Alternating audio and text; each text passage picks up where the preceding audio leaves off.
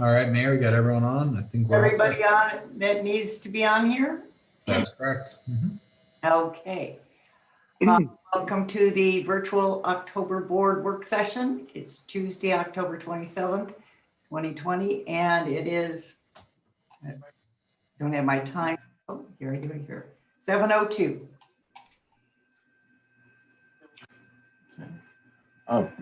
Roll call is President Linda Penoyer, Present. Commissioner Janice Duckett, Present. Commissioner Sarah Franklin, Present. and Dave Williams, Town Clerk, all present. Okay. Can we please stand for the pledge? I pledge allegiance to the flag of the United States of America and to the republic for which it stands, one nation, under God, with liberty and justice for all.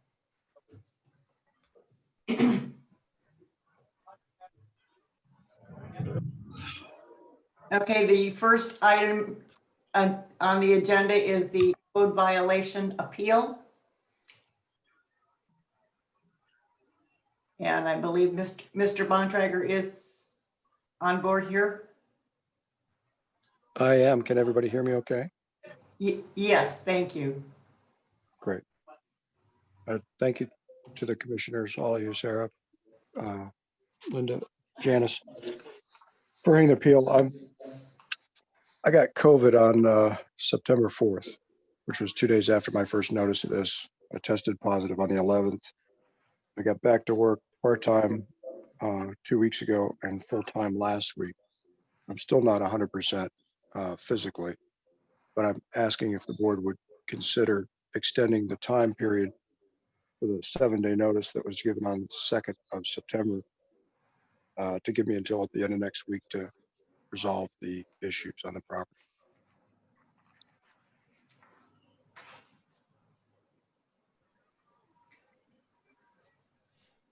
Okay. Any comment from the commissioners?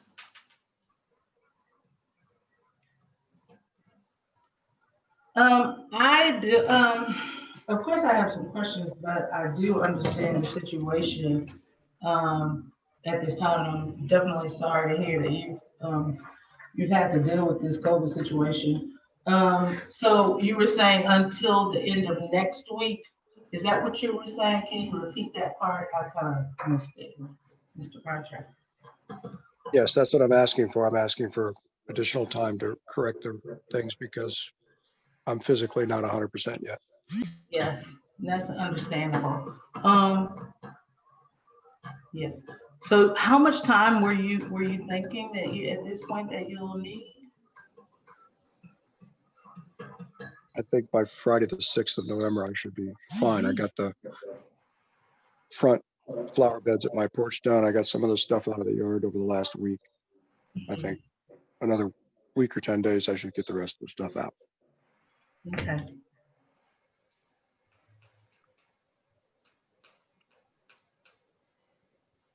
Okay, Commissioner Franklin, do you have any questions?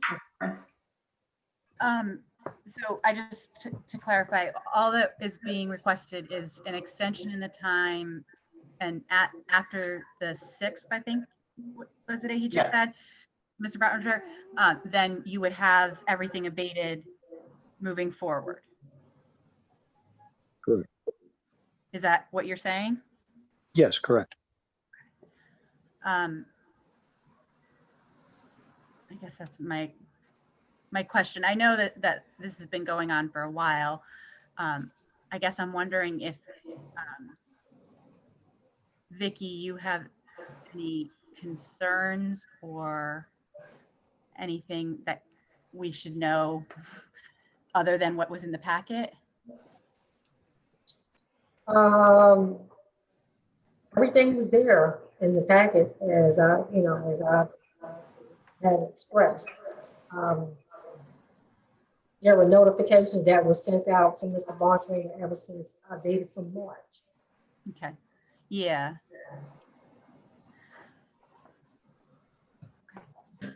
Of course, I would like to see the situation abated as well and taken care of, but due to the health situation, I mean, Yes, totally understand that more time would be needed.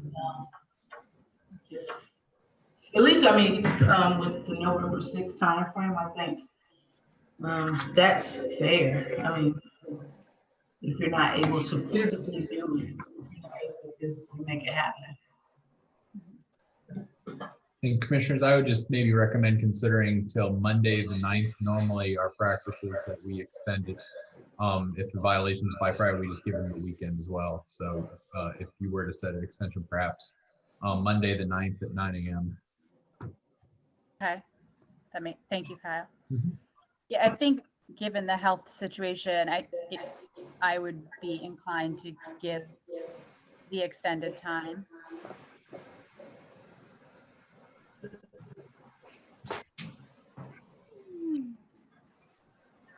Okay, extending the time is all right with you, Commissioner Duckett? Yes, ma'am. So we just need a simple board motion. Okay, I will move to extend the time frame on this to November 9th, 2020, at which time I think our code officer should be able to assess the situation and report back to us that everything has been abated. I second that motion. All in favor? Aye. Aye. All also noted. You have your extension, Mr. Bontrager. I hope you recover quickly, and I hope your recovery rather than later. Thank you very much, commissioners. Yes, I please appreciate do it very well much. soon. And nice to see you, David, and Mr. Snyder and Officer Stewart. And with that, I'll be off. Thank you again for your consideration. Stay well. Or get Stay well.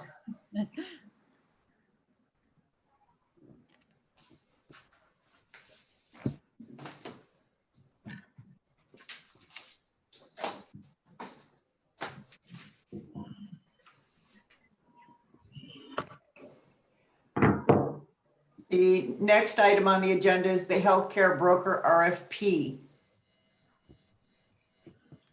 I can provide some ahead. background and along with Mr. Morgan. So just every couple of years, some of the contracts the town goes through, we've been submitting RFPs out just to get better options and whatnot.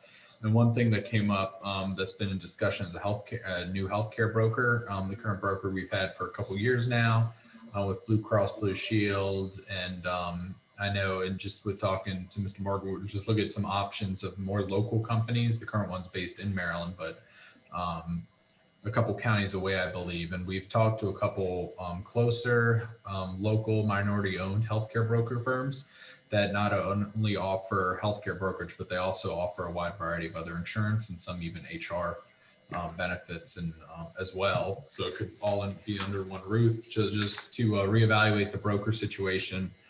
We are just introducing an RFP for healthcare broker. Will, did I miss anything? Or if you want to cover more? No, that's pretty much it, Kyle. Right now, we currently have a broker but our broker really only deals with our health insurance for our employees, or as far as that benefit. I think we're looking for more of a broker that can give us a little bit more of a wider range of assistance, not just for healthcare, but for workers' comp, for public property as well, insurance that we have to insure for vehicles and things like that. I think offering a one-stop shop for a broker is ideal for us.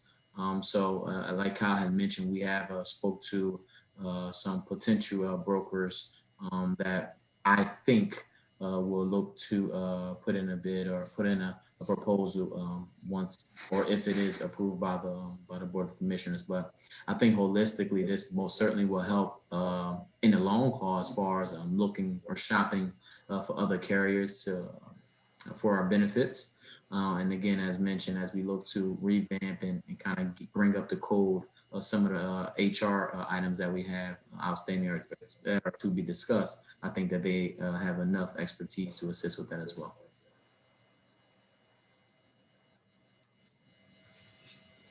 So, Go This ahead. would be, the firm would then work with the different healthcare companies to get us the best deal while providing our employees with reasonable, good health insurance and other benefits. Right. So there are a buffer between the healthcare company, of course. And right now, I know we've all talked about it, potentially looking at other ways to cut expenses, but also while keeping coverages same to or superior or better than. So that's just something that one of the things that we've thought of, and potentially doing some other things. So that's the type of broker that we're going to be looking for, that has a wide variety of things to offer to us, and can really connect with the carriers to try to get the best coverage for our employees and or our public property. But just while you were talking, I thought that we spoke about the like retirement benefits. Is that something they would look at as well? No, they wouldn't look at the retirement benefits. That's something totally separate. That's just the town and Maryland State Retirement, actually. Okay. I don't believe that a broker will look at that retirement benefits, because that's something that they really usually administer. That Okay. discussion, depending on what broker that we try to bring in. Thank you. But we could always add that to the RFP. Perhaps some of the firms do have some expertise or knowledge in retirement stuff. So we could add that in, and that could be a plus in the evaluation process. Just a one-stop shop. And Will, do you want to talk about some of the life insurance discussion? So with this, the healthcare broker, and we kind of titled it a little different. We said healthcare and benefits broker, because of course we just didn't want them to focus on just medical or healthcare. Healthcare, what we're speaking about, life insurance is a part of that, but we wanted them to have a little bit of a deeper focus. But some of the things that we've noticed, at least since I've gotten here, and then unfortunately we had to experience a little bit of it in this year of 2020, was making sure that, our employees are covered in case something happens to them. For instance, we have a police department that of course has to respond to some maybe some difficult calls or acts of services, and you never know what can happen with that. So I think it's very important that we offer life insurance for our active employees and commissioners. So in doing so, I've been shopping around to some carriers to see what they can offer to our employees. And I was able to speak to a carrier by the name of Resilience Standard, one of the top carriers in the health industry, that offers voluntary benefits. So your long-term disability, your short-term disability, your accident coverage as well. And with that, they also offer life insurance, group life insurance for employees. So the plan, pending the Board of Commissioners approves it, as something that we're going to try to discuss and be able to put on the agenda for the next town hall meeting. But the plan will not only be able to decrease the current voluntary benefit that each employee pays for whatever individual benefit they have, whether it's short-term or long-term disability or those other items, but it also will be able to provide $10,000 worth of life insurance policy for each employee, each active employee within the town of Upper Marlboro, and commissioners as well. So I think that's a great deal, a great win-win, because it's a little about $10 to $15 cheaper cost for each employee for their voluntary employer benefits. And I think that the cost for the $10,000 life insurance policy is very reasonable, looking at what the market rates are right now. And that would also provide the option for voluntary AD&D. Yeah. Oh, sorry, that is included. So the $10,000 life insurance and $10,000 AD&D. Okay. That sounds good to me. So I believe Kyle, we wanted to, of course, mention it today. Thanks for reminding me, Kyle. And then I believe we're going to try to we're going to try to get it on this next town hall meeting.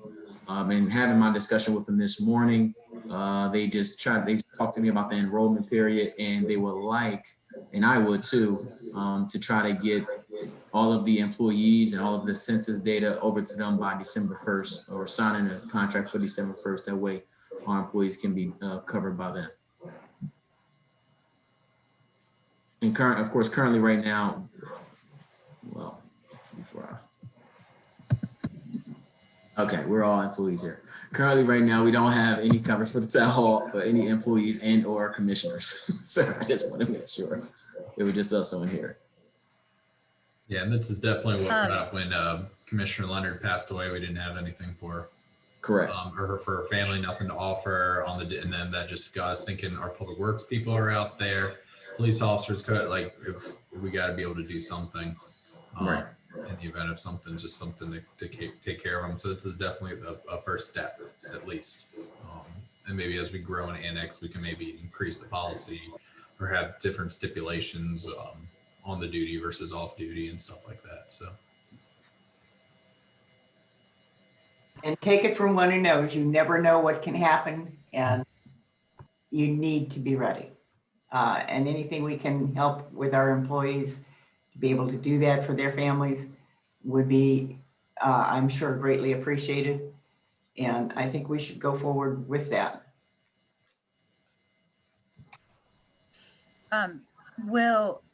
What would the timeline we would need to follow to get to that December 1st deadline be for us voting or whatever we need to do? Well, so what I'm going to do, on November 4th, I'm going to send an email out to all the employees, just giving them a heads up of what the benefit and the opportunity is that presents itself. Resilience will send an email out, I believe roughly November 17th or 18th. And that will be a day after the town hall meeting. I'm not sure exactly the town hall meeting in November, but the 10th. So that's pending everything goes as planned, and the Board of Commissioners approves that, I believe, that resolution to go into a contract or agreement with a resilience standard to offer those voluntary and group life insurance plans. So after that meeting, Resilience will send that email out to all employees as far as an enrollment period, and to set up a webinar so that they can individually and or as a group ask questions about the voluntary benefits and or life insurance. And then by that time, they already have some of our census data, which is how they were able to give us a pretty good quote by pulling some of the information from AFLAC as well, and then from me providing a little bit of information. So it should be a fairly smooth transition. The only thing I would say is just making sure that the employees want to do it. Of course, I would assume they do. And that they are, as long as they pass off the information as soon as possible, then we should have a smooth December 1 transition date. Thank you. And Will, what was the total cost to the town, like annually, for the 10,000? So Kyle, I mistakenly quoted you wrong. I want to say $436. I said that was annually, but I believe that that's monthly. So in turn, it'll be about anywhere between about a $5,500 annual payment. However, I still think that that's a good cost when you consider that we have first responders or police officers on force right now, and of course we have other outside workers with public works. I still think that is a fairly reasonable cost or premium for $10,000 life insurance and $10,000 AD&D. Okay, I was curious because that just depends on the resolution type we have to pass. So I can and I'll be able to provide all of the numbers and company information as well for you for that resolution. So I'll make sure I get that for you. So I have a question. Is it $5,500 for all the employees? Yes. Oh, that's a steal. Once you get over 50, it could be that much for one person. Right. No, you're right. Sorry. You showing your age, Chief. Just saying. Well, I have an insurance license, so that's about right. So I'm just comments right. So if they wanted extra, of course, if they wanted to add on, they could. Yes. So that's a part of the voluntary benefits that they offer. So if you wanted any additional life insurance, you most certainly can do that.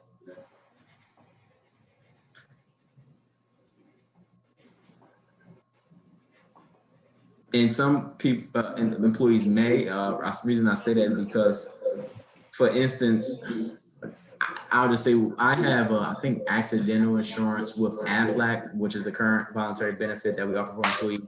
I think I pay roughly about $34, maybe. I don't know. I can't remember if that's a month or bi-weekly, but I'll be saving $17 a paycheck in a month. So you can add that difference to potentially to a little bit more of life insurance or something else if necessary. Well, I think it sounds good. So put it on the November meeting, because I think we all agree, yeah?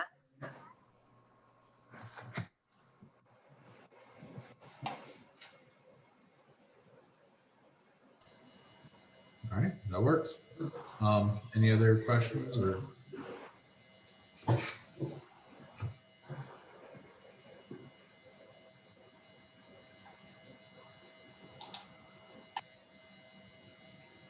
I think we're good on this one.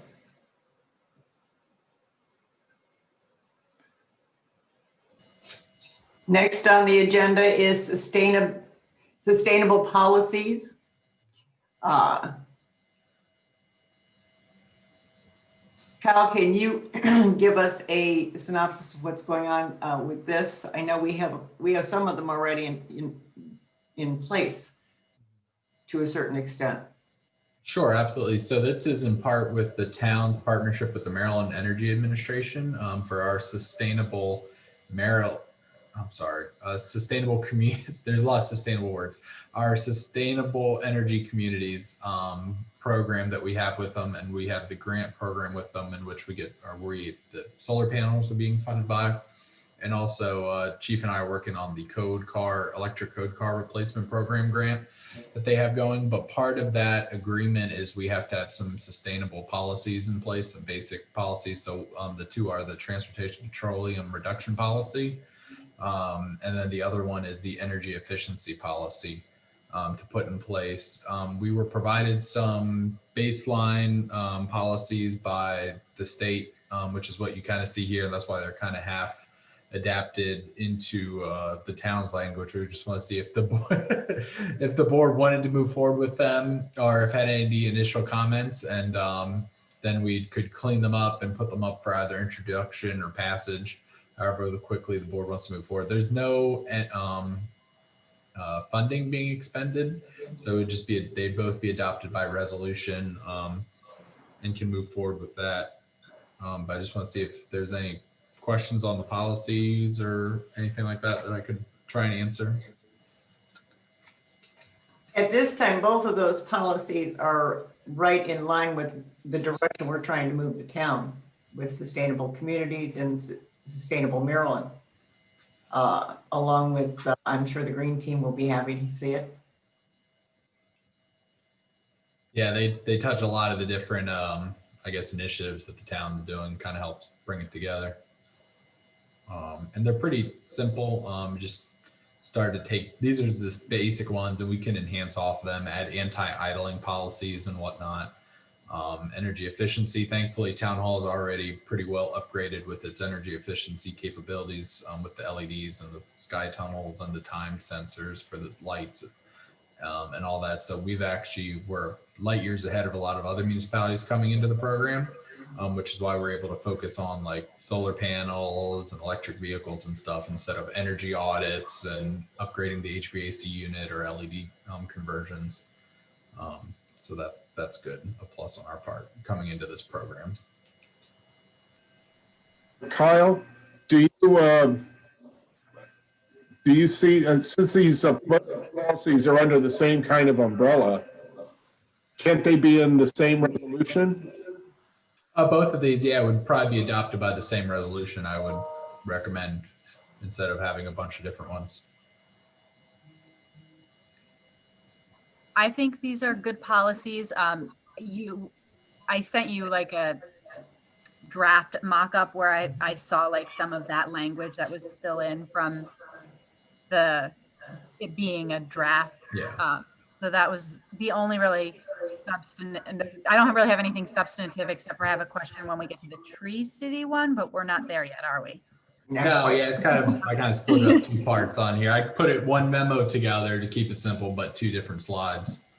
But yeah, and then I also have a meeting tomorrow with our state representative for that program. I was supposed to have one before this meeting, but stuff kind of fell through.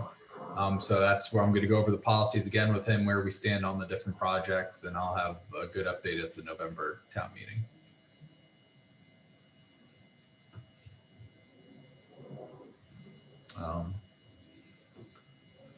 But yeah, if the board wants to move forward, we can either pass them in November, or we can put them out for introduction and pass them in December.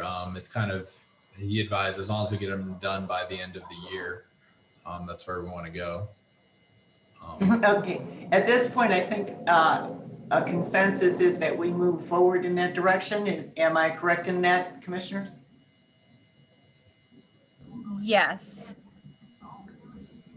I would think we could put the resolution up to pass in November, and then if for some reason the residents come with issues, we can just not, postpone that vote. That way, if there are any concerns, then we can be moving forward faster. Yeah, I would put it up for a vote in November. Okay, we'll add it to the town meeting. And once I get revised versions of these, if I get them before the work session packet goes out, I'll send them out to the commissioners so you can see them.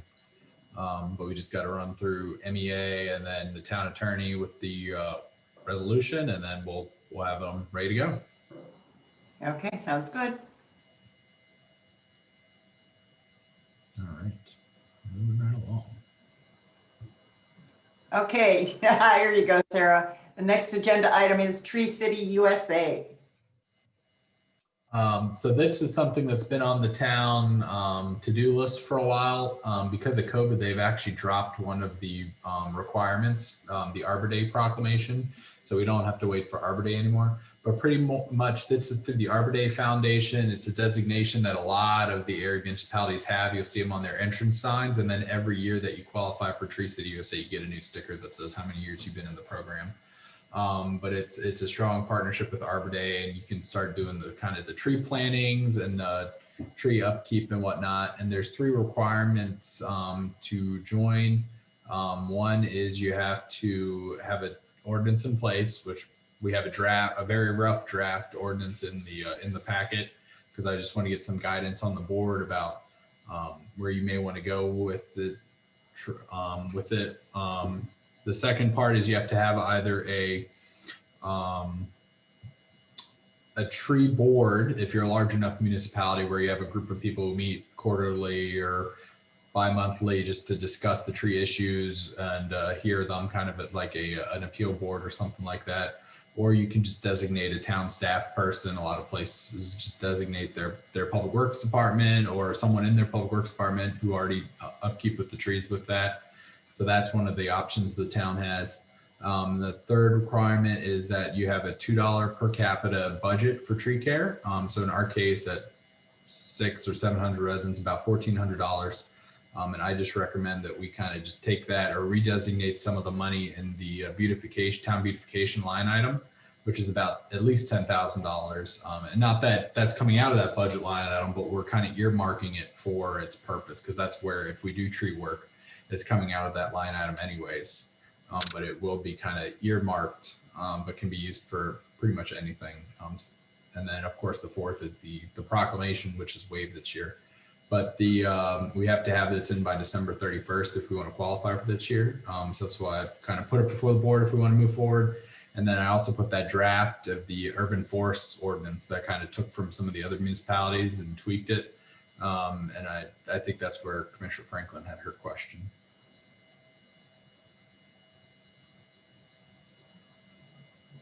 Okay, Sarah, do you have a question you want to bring up? I do. Sorry, I had trouble unmuting.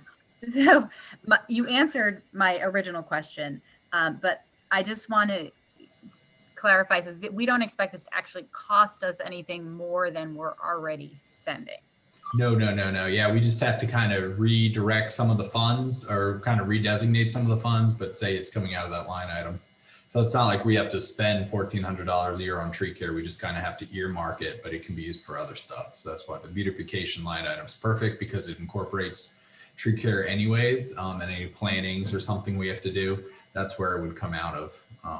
So that works out perfectly. Then the other part to the ordinance that kind of has a bite to it is regarding trees on private property. That's come up, I think, once. Oh, that was the other question.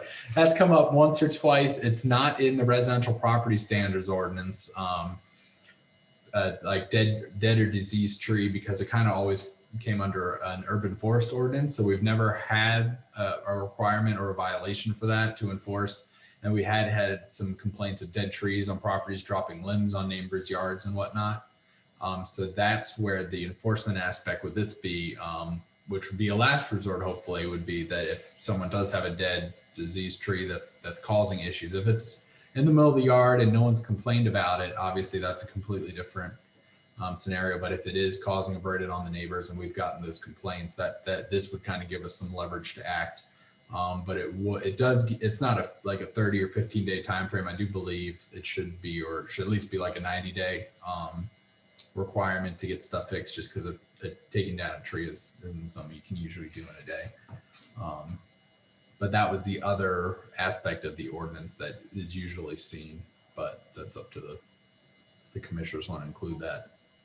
So that would apply to all trees on private property, not just street trees. Correct. Yeah, that's the one section that kind of goes straight for that's the only requirement we have on trees on private property is we don't care if they cut down trees on private property or something like that, but if it's a dead or diseased or dangerous tree, that's the only kind of bite that this ordinance would have.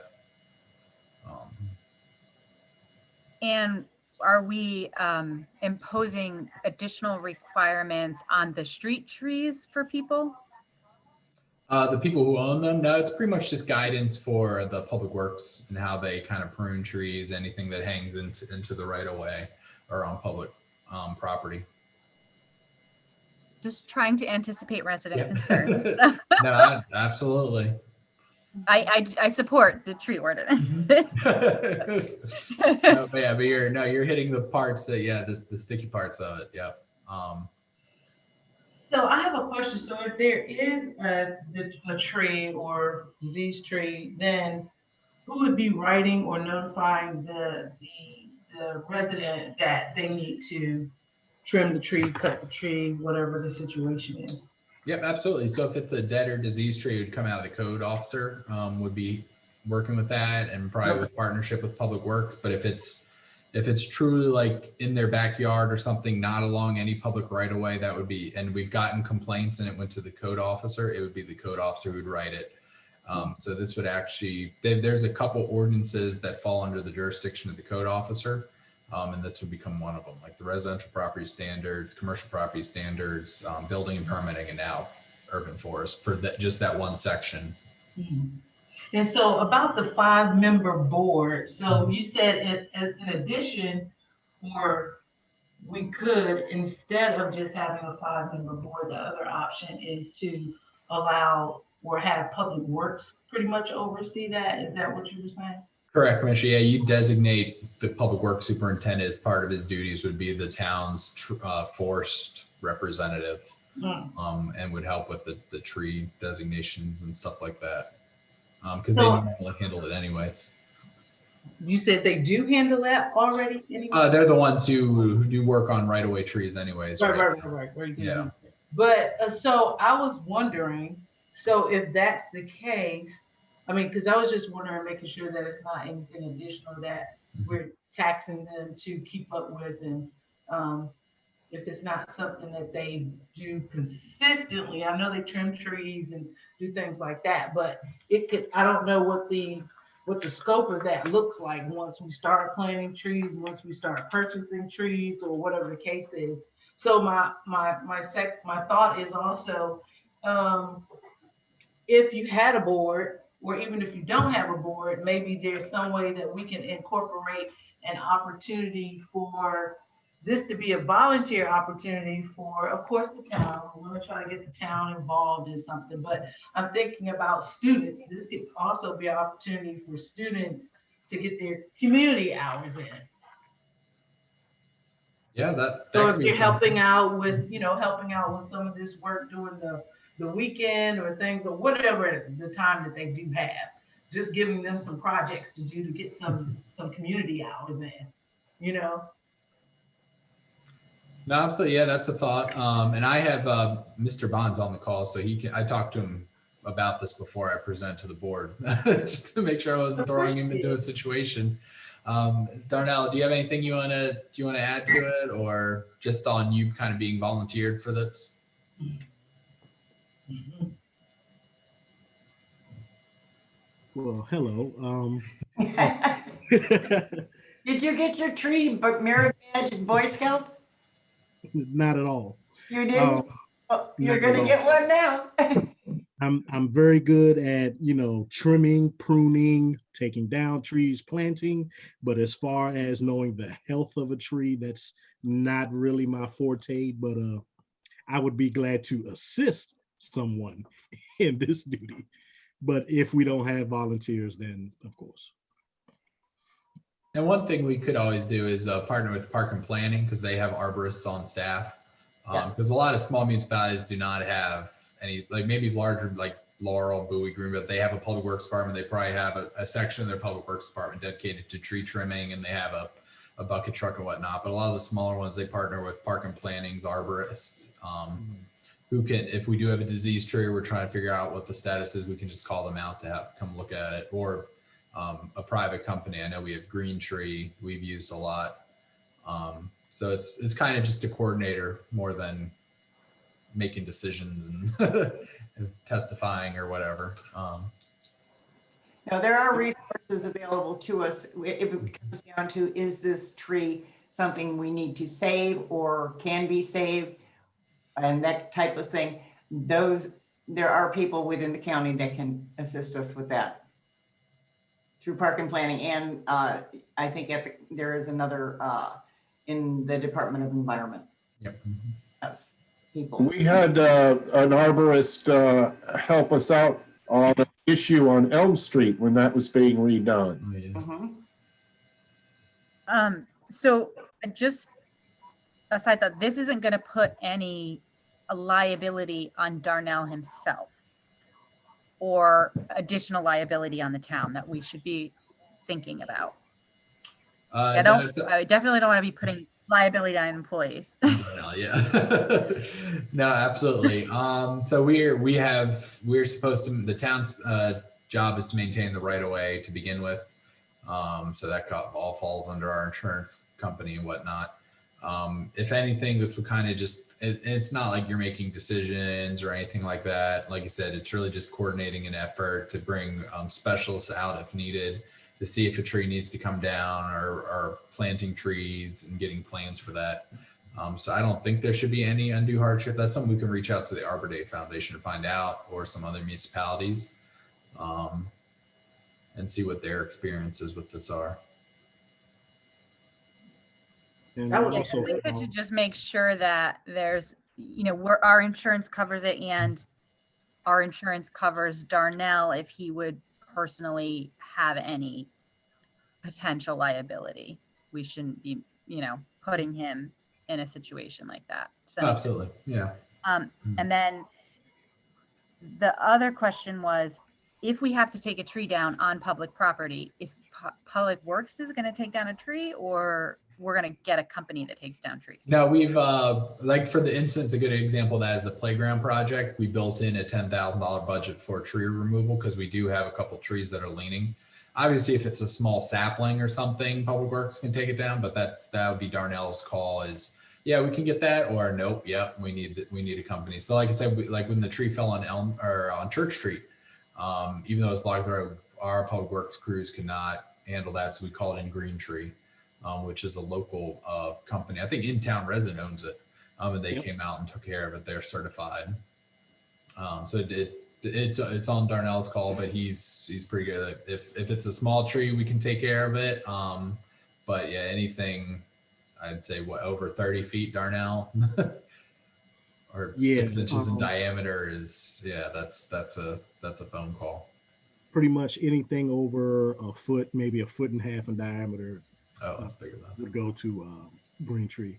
And if I'm not mistaken, Kyle, correct me if I'm wrong, we have a MOU with Green Tree, which I believe was 2 years. So would that be expiring soon? Yeah, that would probably be coming up in the spring, or revised MOU. And what that does, commissioners, it just kind of sets them as the emergency on call. It doesn't cost us anything. It just sets the rates for when they do come out. It's just a MOU that goes every 2 years. That's why we were able to call them out for the Church Street incident the large tree that came down on Church Street and took out power lines and whatnot. We were able to call them. That's good to know. Thank you. But I'll definitely reach out to Legit, our insurance provider, to see what their recommendations are with adopting. That's in kind of, I guess, formally taking on tree care. Because I mean, before it's kind of, I guess, supposed or recommended that we're doing it, but that's actually states that we're going to be taking care of the trees in the right of way. So I'll talk to them about that and see if there's anything that changes in our insurance package or whatnot.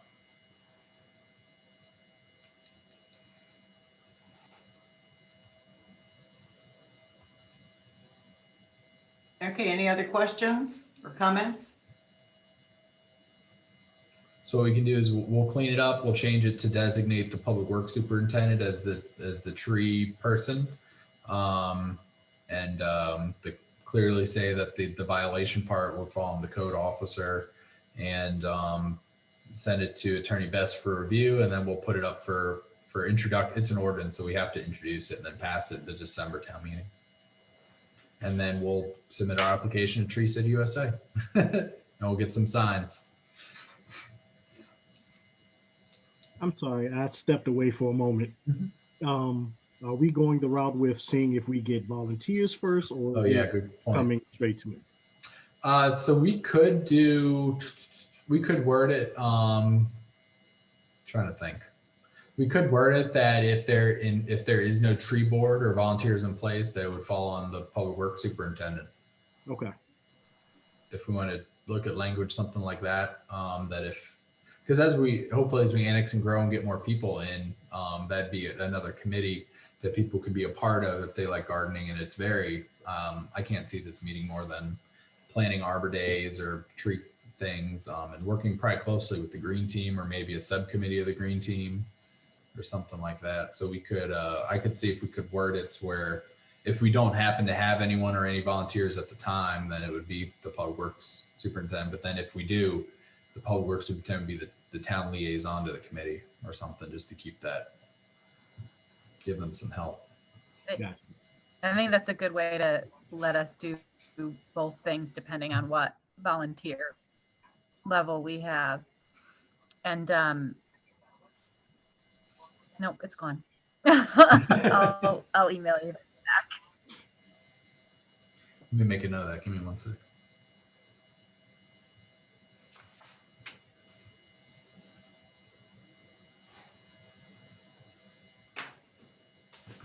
I know. Okay, the consensus is to go forward. Kyle, you can clean up the drafts and what have you, and get them over to Kevin. Absolutely. Yep. I'll work with Dave to Talk to Legit, just to be, on the safe side.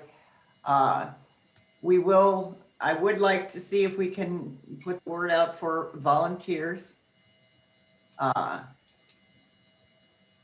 We know how unvolunteering our town is, but we'll get them there sooner or later if we keep asking. Kyle, that was my question. Can our tree board, because we were talking about the green team being more regional, could our tree board have a regional scope but still be our tree board? I think that'd be up to the town. It would only apply for town tree right. Like it wouldn't oversee any county or state right of way trees or public property trees, unless we had an right. But if it planned events, they could be regional. Yeah. Oh yeah, absolutely. Yeah. An Arbor Day event or tree planting or something we could coordinate, because looking at the town, there's only a couple places we could really plant trees, but if we get a grant, say for 100 trees, and we have some areas outside the town, it could be something like that gets coordinated for like the Upper Marlboro area. Yep, I agree. Yep, and they can also probably help out with HOAs. Yeah. Mhm. Yes.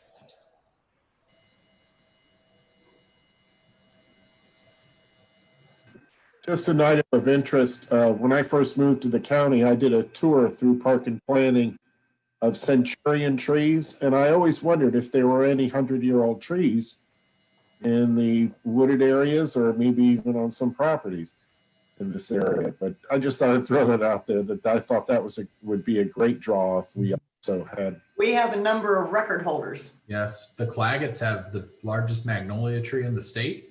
Okay. I do believe, yeah, or something to that effect. But There are that's several. what they could do too is plan events where they do the tours, or they have a walking tour like the historical community, but for trees. So it's you can do a lot with it.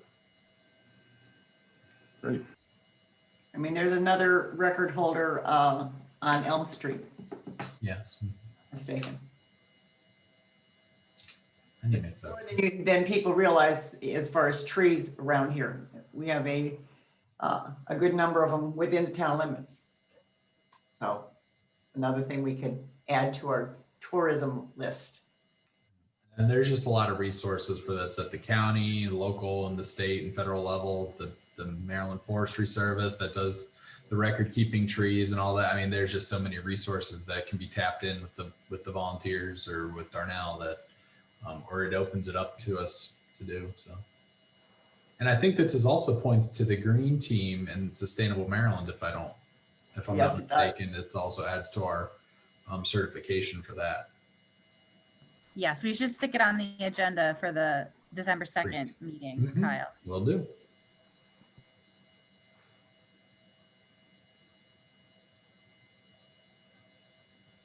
Thank you.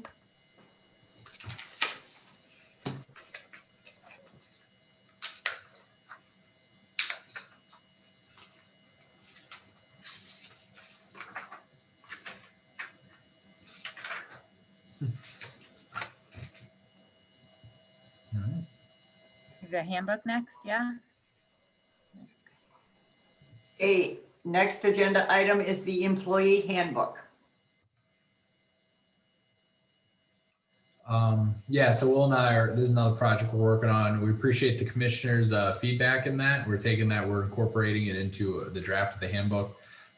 There is one area of contention we've noticed. So what I'm going to be doing is reaching out to other municipalities, just see what they do. And then another part of this handbook part is as we do the RFP for HR firm, I think Will and I agree that it'd be good if we have either contractor firm out just for this, to review this, the handbook, just to see if there's anything we're missing, just get a HR professional involved. Because while we do send it to Kevin, he's not an HR litigation attorney. So he'd have to look stuff up, or the final version gets, when we bring on our RFP and we just happen to get a company that does healthcare and HR issues, then, or healthcare broker and HR issues, this is the first thing lined up for them to look at. But yeah, right now we're incorporating, doing some research, and then we'll publish a draft for staff comments, get staff comments, have Kevin look over it, perhaps an HR firm, and then bring the new draft to the board and try and move this along pretty quickly. Did I miss anything, Will? Sorry. No, no, I do that was not. cool. Oh, so I was just gonna say, I thought, what's the timeline on us having getting the HR consultant on board? Because I know like a few months back, there was information that was sent out to review or vet those. And so what's the timeline on getting them on board? Absolutely, that's a great question. We did release the RFP for the HR firm. A bunch of firms replied. I think only one or two were local. But then in discussions with some of the healthcare brokers where they also offered HR opportunities, I think the thought was maybe see what we could get from there if any came out, or we selected one that happened to also do HR as like a one-stop shop for the town, so we didn't have all these different representatives and companies we were working with, maybe have that. So I think the thought was the healthcare broker, if we do happen to find someone who does HR that's local and does work in the county, we'd select them for the HR firm as well, and kind of nullify the RFP for the HR firm. But if not, we would select from the applicants we got. So I've stayed in communication with the applicants that came forward. I think there was only 2 that were local. The rest were from Illinois or out of state. But that's kind of where we stood with that. Okay, so then do we have a deadline on that, on making that determination? Again, For the Well, HR firm or the broker. So we hope to, if we get released in November, we hope to have the board discussing applicants at the November work session for the HR broker, or the healthcare and HR brokers, and possibly awarding a contract in December to get that done and move forward really quickly. Because like you've said, it's been on our plate since, I think Commissioner Bernard Leclerc is the one who requested that in June, and then we put that forward. So it's been on our table for a while. Okay. So are we gonna let them, so are we gonna hold off and of course, let them look at this before we actually adopt any new changes? I mean, of course, we aren't HR folks, so that's the whole thing. I'm just saying, we're giving our input, but to make it really solid, we definitely need professionals to look at this, you know? Yeah. So that's what we wanted to bring to the board, to see if what the board's thoughts were, if we wanted to maybe contract a firm out just for the handbook, read through it and pass it, or just wait till we get an HR firm onboarded to finalize everything, or just move forward with having the town attorney review it. Well, sorry. No. Go ahead, Commissioner. Having the same HR firm we're contracting with review this makes sense. Right. Otherwise, there could be disconnects. I have a concern, and that is, while we are doing this, our employees who were previously accruing a higher level, like in June, they were accruing 1 level of vacation and sick, and now they're accruing less. Is that the case right now?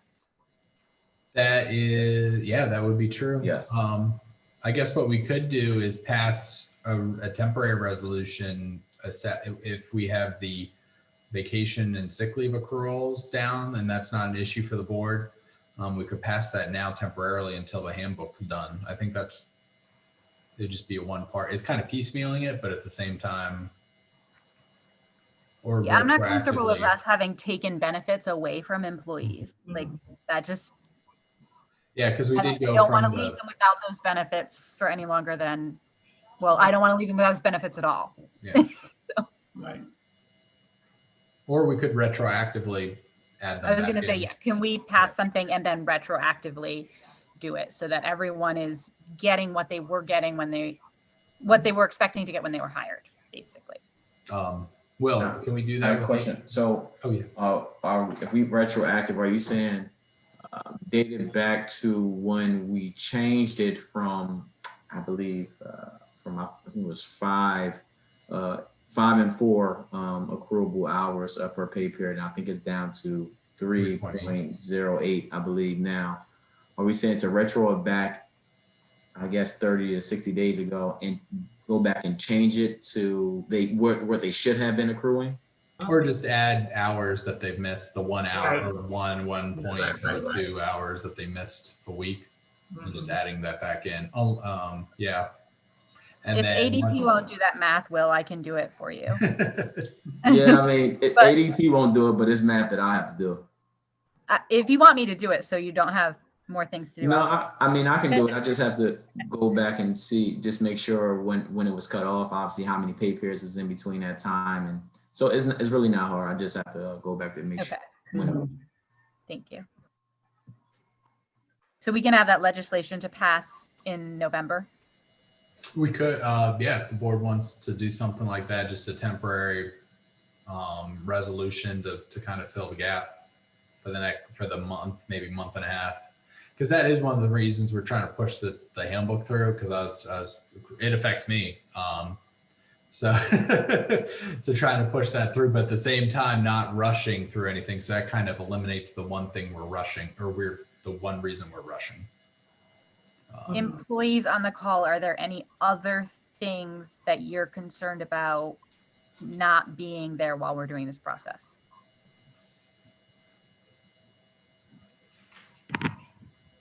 Well, just speaking for my department, I'm sure from what they have been so eloquently telling me, is the cash out.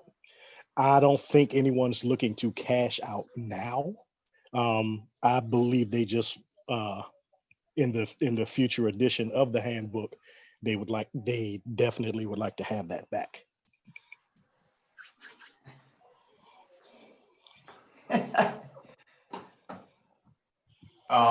And for me, I have a couple things, but I guess that'll be more so once we actually get a chance to look through it. Because I know one of the things it talks about the town-owned vehicles and when people drive them and accidents and things of that nature.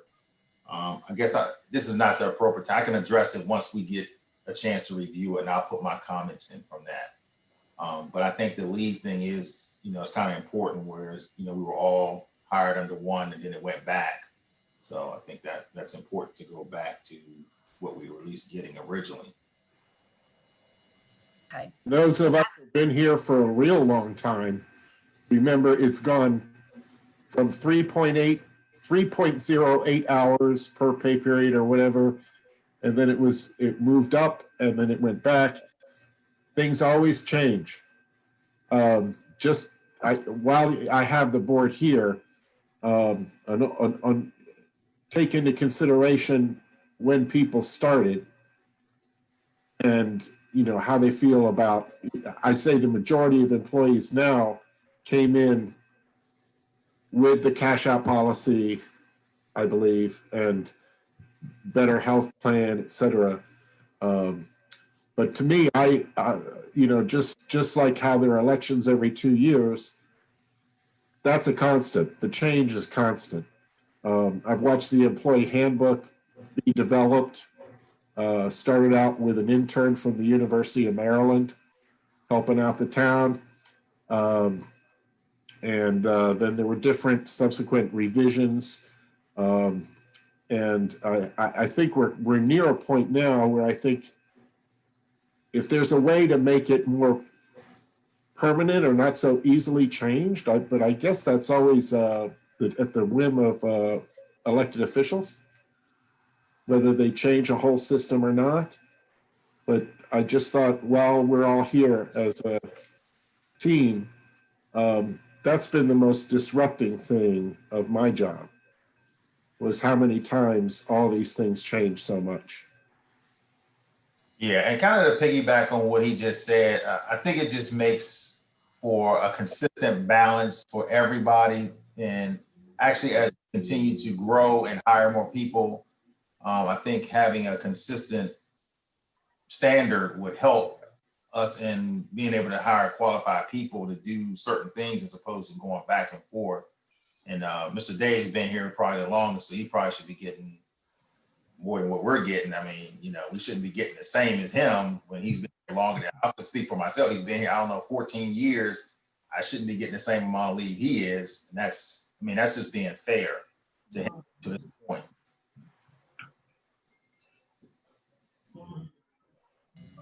I think Dave makes a really good point that I've been thinking about a lot, because there's been 3 different mayors, I think, in the last 2 years. Did I get that right, Linda? Mm-hmm. Yeah. I agree. I mean, that's a lot to endure, I would say, in all of those changes. And am I frozen or is Sarah frozen? Okay, I think that Sarah's frozen. Oh, okay. I was just looking at her face. Was I just frozen like this? Okay, yeah. And I was like, she's frozen. Sorry. Okay. I was saying, I think Dave makes a good point about consistency. We've had 3 did I get that right, that we've had 3 mayors in 2 years? We've had 3 mayors in Probably less than 2 years. 2 years. Yeah. And so, and because we have a strong mayor system, that means each new mayor comes in and does something totally different. I think we need to like think about all that and how we can make things more consistent. And I don't know if the way we pass legislation can have some sort of timeline on it, or if when we talk about moving to a 5-member board, we should talk about split, making it a council form of government, if I got that form right, or what, but just something that would make it less dramatically disruptive for staff when we have changes. And I think one of the big issues with this is, so the 2015 version kind of led up to that we're previously on. That was set forth by resolution, which requires an entire board vote. However, the 2018 version was put forth by the mayor only against the attorney's recommendations that it technically is not legally valid because you can't supersede a resolution bound employee handbook, which is what the 2015 version is that we had to revert to. So if the 2018 version had been passed with a board vote, it would have been legally sufficient and we wouldn't have had to throw it out. We'd just be making some minor tweaks at this point, hopefully. But that's kind of really what kind of set us back, I think, is the 18 version had to get completely thrown out, because once we got the new board in place in 2020 and the attorney had a chance to talk to the commissioners on board at the time and say like, hey, look, I recommended against this 2018 change, or not the handbook in general, but just the way it was put forth without full board vote. That's what kind of made it legally invalid, and what made us fall back to the 2015 one, which was the next one with the board vote. So moving forward, any changes would require, for a full board vote as a resolution. Obviously, ordinance would be more, a resolution can be passed at the same meeting. An ordinance would give it a bit more protection, but obviously if you did a town charter or something like that amendment, that would be the most permanent we could make it. That's what I was going to say is the charter amendment may be most appropriate for these big ticket items like the handbook. And what I had it just on the tip of my tongue here, the organizational chart and other certain things. If there's a way, maybe through the charter gives the president a lot of power. Mm-hmm. There should be certain items that the charter should identify as requiring a full forum or something. I don't know. I'm not the legal mind, but it just seems it was just way too easy to throw the baby out with the bathwater on these big items. Yeah. Okay, the key to this was it wasn't ratified in the first place. And it became a double-edged sword in the fact that it kind of cut both ways. On one hand, we're reverting back because this is not ratified. On the other hand, it gives us a better opportunity to take a look at what's in it and go over it and see how the board thinks it should be done. The board had no input into this one to begin with, to the 2018 version. So it gives a little more opportunity, or actually a lot more opportunity to look at it and go through it and say, wait a minute, this doesn't work for us, or this, this may not be what we want. And again, having that HR firm look at it as well will be another layer of, security as far as, are we doing the right thing? And, is it in line with what is happening around us? Dave, can I make a request? I'm wondering if you would be able to kind of list out those big ticket items that you feel would help keep government consistent if they were put into a charter amendment, so we can look at them at the next meeting or next work session. Is that just for us to start thinking about that? Mm-hmm. Sure. Thank you. I noted that. Okay, I will go along with David doing that, but I think we are maybe putting a little too much at the sessions at this point in time. That is not something we need to do until probably after the first of the year. Right now, I think we have a number of things that need to get done instead. Charter change is it's a buzzword. You say charter change and you will have a lot of people on that call. And people don't like charter change. So you mess with the charter and people get upset. So, Well, I'm just asking Dave to tell us what he's recommending would be the big ticket items, so that if he presents us that earlier, it's starting that conversation earlier, giving people more time to say something about it. And I'm not asking to vote on it or make a charter amendment. I just want the information and to give the information to the public too. Right. well, I think we need to see the information before we decide that that's something we can give to the public without too much of a controversy. I also think that, go ahead, I'm sorry, Sarah. Sorry, I was just going to say, anytime we're discussing something for the charter amendment, I think we need to give it to the public, even if it is. I think we need to give it to the public, but it depends on, it's in the timing of when you do that. We're asking Dave for recommendations. That doesn't mean that we're gonna all think those are all good ideas. And I feel like since we're representing the public, if the public comes forward and tells us how they feel about them, then that's really our job, is to say, oh, okay, so thank you for this input and we're going to consider it. And you know, this is going to be something we're going to bring back again after the first of the year.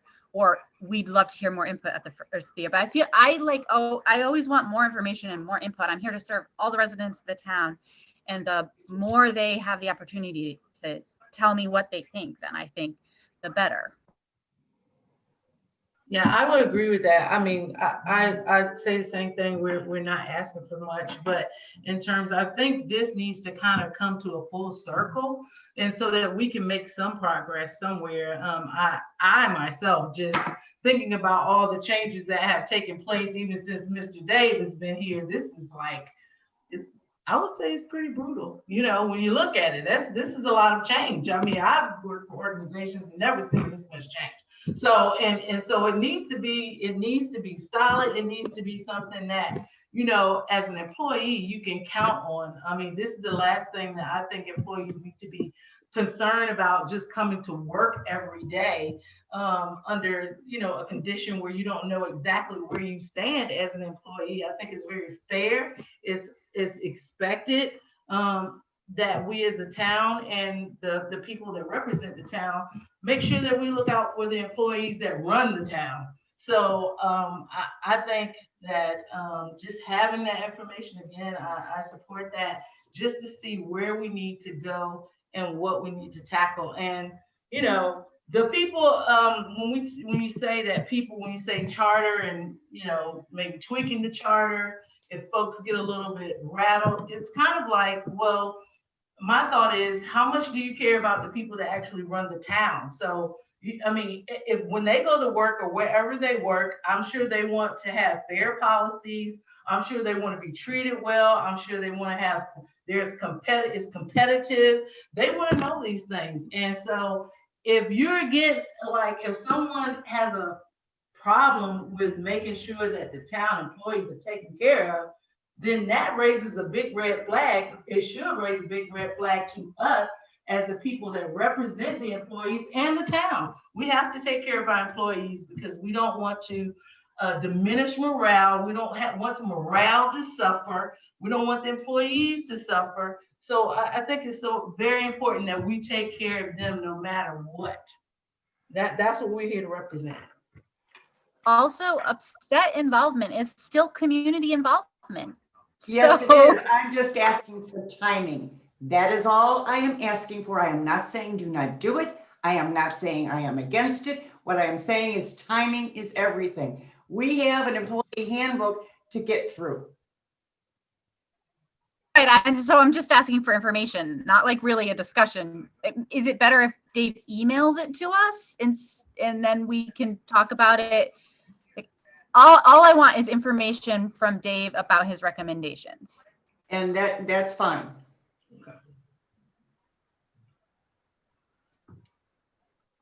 Thank you. We do have a proposed charter amendment. I think it was in everyone's binders when they were first elected as commissioners. So pull the trigger, ready to go. It adds a cut. It's something that could probably be built off of, but it pretty much first off establishes the office of the chief of police and town administrator that have not been in the charter, which is crazy. We've gone this long with the police department with no mention of them in the charter, but then also the mayor present term. So that I think would be the first charter amendment that's been done since 2011 when they did look at the procurement policy, if I'm not mistaken. Is that right, Dave?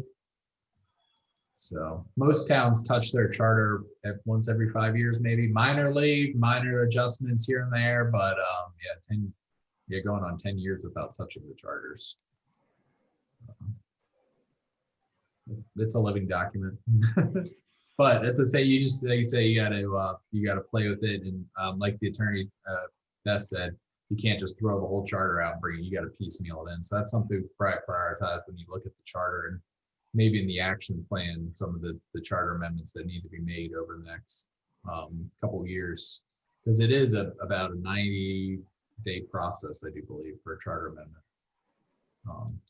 But that's why it's the safest way to preserve government, or if there's something you don't want to touch, that's where you make it a charter amendment ordinance, like they did for procurement, which kind of binds our hands right now if you look at it, because we're limited in the procurement area, just because that's where the board at the time wanted to go.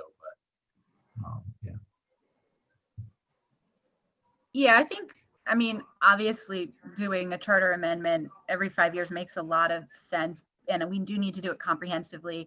I think comprehensively, so that's why I want all the information and ideas as soon as I can have them, because they help me process things, formulate the a whole plan. picture, instead of, we might have to do it in pieces, but having the picture in mind that we're headed for is the way to go, in my opinion. Yeah. It helps.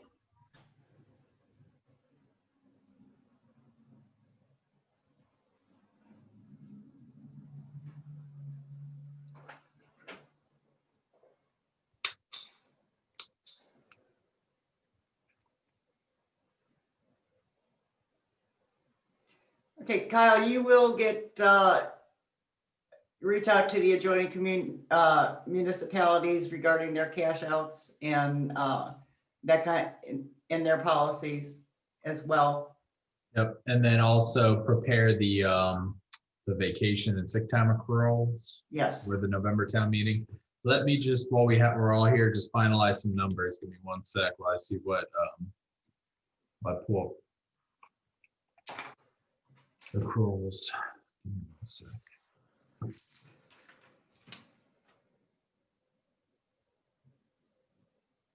That's cash.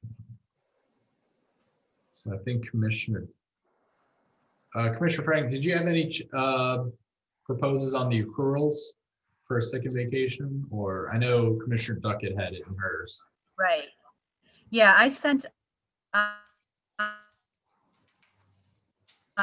you one, and it said, I thought 2 to 4, like, so initially 2 weeks, which is 10 days, and then 2 to 4 years, 15 days, 5 to 10 years, 20 days, and 11 plus years.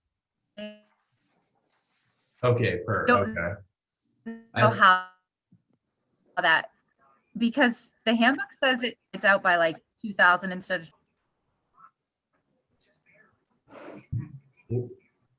You broke up a bit. Oh, sorry. I just put as in days per year, just because I normally divide by 2080, and the handbook had like a different number, like 2000 or something like that. So, Okay. Because I know Commissioner Duckett did by hours, accrual per. Okay. So I just but I think their numbers are fairly, or their days are fairly similar. saying, I think it might have been off by a few hours, but I think they're Commissioner Franklin, Commissioner Duckett's out days for vacation. Were Pretty similar. Yeah. Okay. So we'll do that. So I have 0 to 3 years. I 4 just to put it in 14, the and chat. 15 plus. So we'll Sorry. just do it in 3 segments. That works. Yeah. And we can pass that. And for sick leave, did you guys, so that was for vacation. Did sick went more or less or the same? What is sick right now? I missed. It's both 3.08, but I think before it was 4 hours sick and 5 hours vacation, Will, correct? Across the board. That wasn't by time in though. So I Is think that, oh, so it's 4 hours per pay period, mhm.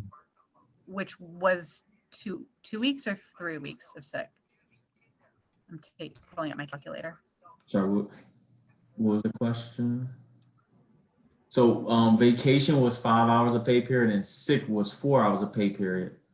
How much did that get to in a year? We got 26 pay periods. 12 days of sick? Did I do that right? 13.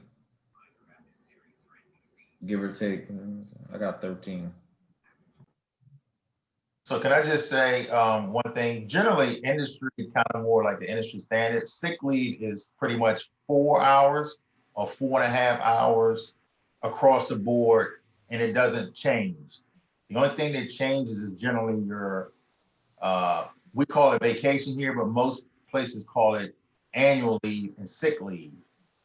So the 4 or 4.5 hours is consistent across the board. So that never changes, no matter how many years you get. It's more the annual leave, Right. That fluctuates upward. I agree. The sick time should never change. The reason most of the reasons that they do it in 4 hour increments is because somebody can be, work in the beginning of the day and get sick midway through the day. Just traveling for the 4 hours. So they usually do it. And 4 hours is usually the number that stays the same for sick leave because that's half of a work day. And like Chief said, vacation is typically the one that can vary depending on the employer. But sick leave never expires. You can build up sick leave, and that's why it will count for. Right. Yep. Never expires, but it always has. Well, I don't say always, but most employers now have a cap or a ceiling on sick leave, so that they can, of course, when people leave, they don't get those big payouts. Well, you don't get paid out for sick. You get paid out for vacation. Well, paid out for vacation. Yeah. So you have well, to no, some employers will. Some employers did pay out for sick and vacation, but a lot of employers did change that because it's sick and vacation is a huge a liability as far as severance payouts when somebody leaves. But right now, yes, we do not pay out sick time. Okay. So there's no cap on sick, but it can be applied for the retirement, and there's no payout for sick. And we're good with 4 hour accrual per pay period across the board, no matter how many years you've been here, to keep it simple. That makes a lot of sense being explained in the half-day block. So I think 4 hours makes sense. And one other thing I'd like to bring up, I know I saw something where it said something about the work calendar week. I know it said Monday to Saturday or something like that. I think it should be Sunday to Saturday. So the pay period is Sunday and it ends on a Saturday. So that when you have employees that work on the weekend, it actually works out better to end on a Saturday and start on a Sunday versus doing the middle of the week, especially as we grow. And if you have shift work people, it's going to be very, very difficult to try to do adjustments in schedules. So that's right. Myself and Chief were going back and forth with it. I think I put what did I put Monday through Sunday, I think. Yes, it should be Sunday to Saturday. Right. And I'm inclined to go with what Chief thinks on this because his For employees sure. are going to be most impacted by it, and he has the experience to know what makes Right. sense. Correct. Which is why we was fighting and arguing about it. I got the better No, I said Sunday to Saturday. You argued with him? Well, he already told us he's older than you. We actually have another, well, it's not, this is not a big one. It's not on here, but we've been talking about the, I guess the week in the whole. Chief thinks it should be 2 weeks. I think it should be 1 week. So that's a discussion that that doesn't necessarily have to be in the handbook, but that's something else that we're trying to find out what's best suited for. That one over my head. So we can hold off on that, right? Okay. So I mean, I had a question on, I believe, Commissioner Franklin, on number one, your introductory. Sorry, I apologize. Kyle, are we good with the vacation and sick time, or do we still have some questions? So I think there's just some, I know Commissioner Duckett did a 0 to 3 years, 4 to 14 years, and a 15-year plus plan. And Commissioner Franklin recommended I'm pulling it up here on my other chat. She recommended a 2 to 4 years, a 5 to 10 year, and an 11 plus year. So that, I mean, What did Janice have? Sorry. let me drop it in the chat. Yeah, I'm trying to like, I'm not married to my numbers. Okay, so I mean, that's just the other.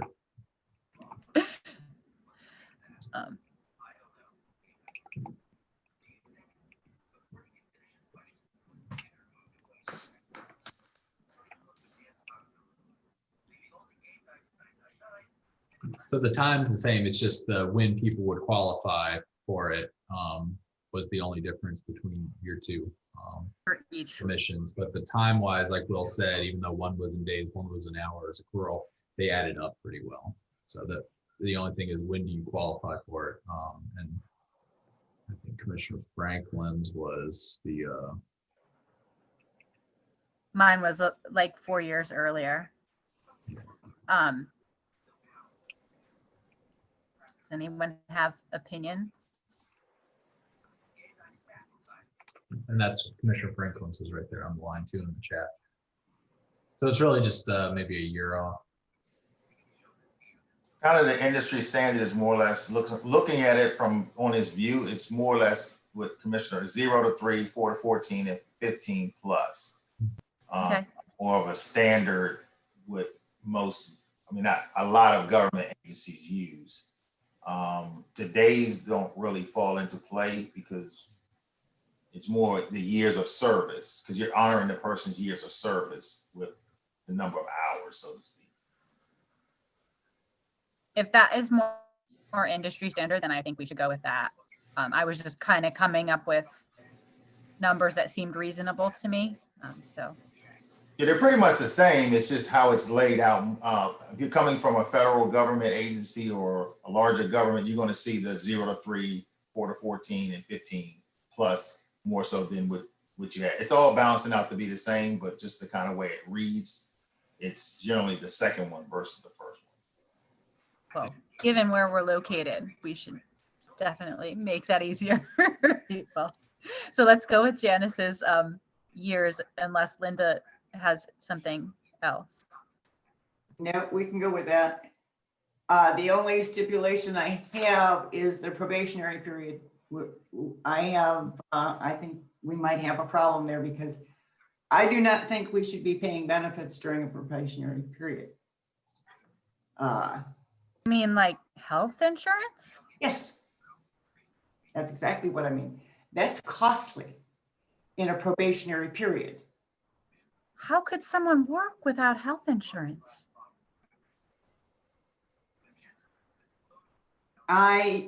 This one I'm going to stand on. If we put someone on, go through the whole expense of putting people on during a probationary period, and they don't work out, then where are we liable if they don't work out and they need insurance? They're going to come right back. Yeah, I mean, I've just never heard of an employer that doesn't give you health insurance on day one. Like, how do you get health insurance? Okay, my husband went from one contractor to another. Okay, when he stopped working for one contractor, he had to pick up through, what's it called? Our insurance, Yeah, but there's only certain times. but our pay now with what we pay them. So we would have been without insurance during that time because there's a probationary period. But that's not the government. I mean, you We're should. not the government either, okay? You two need to understand that. We're a hybrid. We can't run this like the federal government or like a business. We have to find that in between spot. But if we hire someone and they don't work out after 90 days, and we say that they're just not a good fit, and that's happened, where we found that this person is not a good fit. I mean, that's just part of doing business. We can't recruit and hire people if we can't provide them with health insurance. And that's not allowing us to be competitive either. If someone is feeling like they can't have benefits when they're hired, they could just go somewhere else. We're going to cut ourselves out from being able to get quality employees.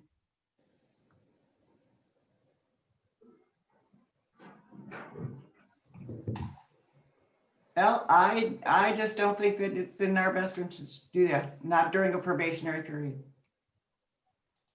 I mean, usually probationary periods you won't have access to everything, but medical insurance, just because it is absolutely such an essential thing for people. It's just, I have not heard of an employer that doesn't do it. I haven't either. And I'm sorry not to cut you off, Sarah, but I'm just saying, but also, I mean, when you think about that, if someone thinks that, hey, I can't even, if I want to take this job, I need to know that I have insurance in case I get sick, something happens. I mean, a person just won't even feel comfortable. You can have a top-notch person that's the best person for that position, and they just pass it by because they're like, you don't provide me with insurance, I can't work here. I have to have insurance. Maybe they have diabetes. Whatever the case is, we don't know what that situation is, but we at least need to be able to provide that insurance. We're cutting ourselves off.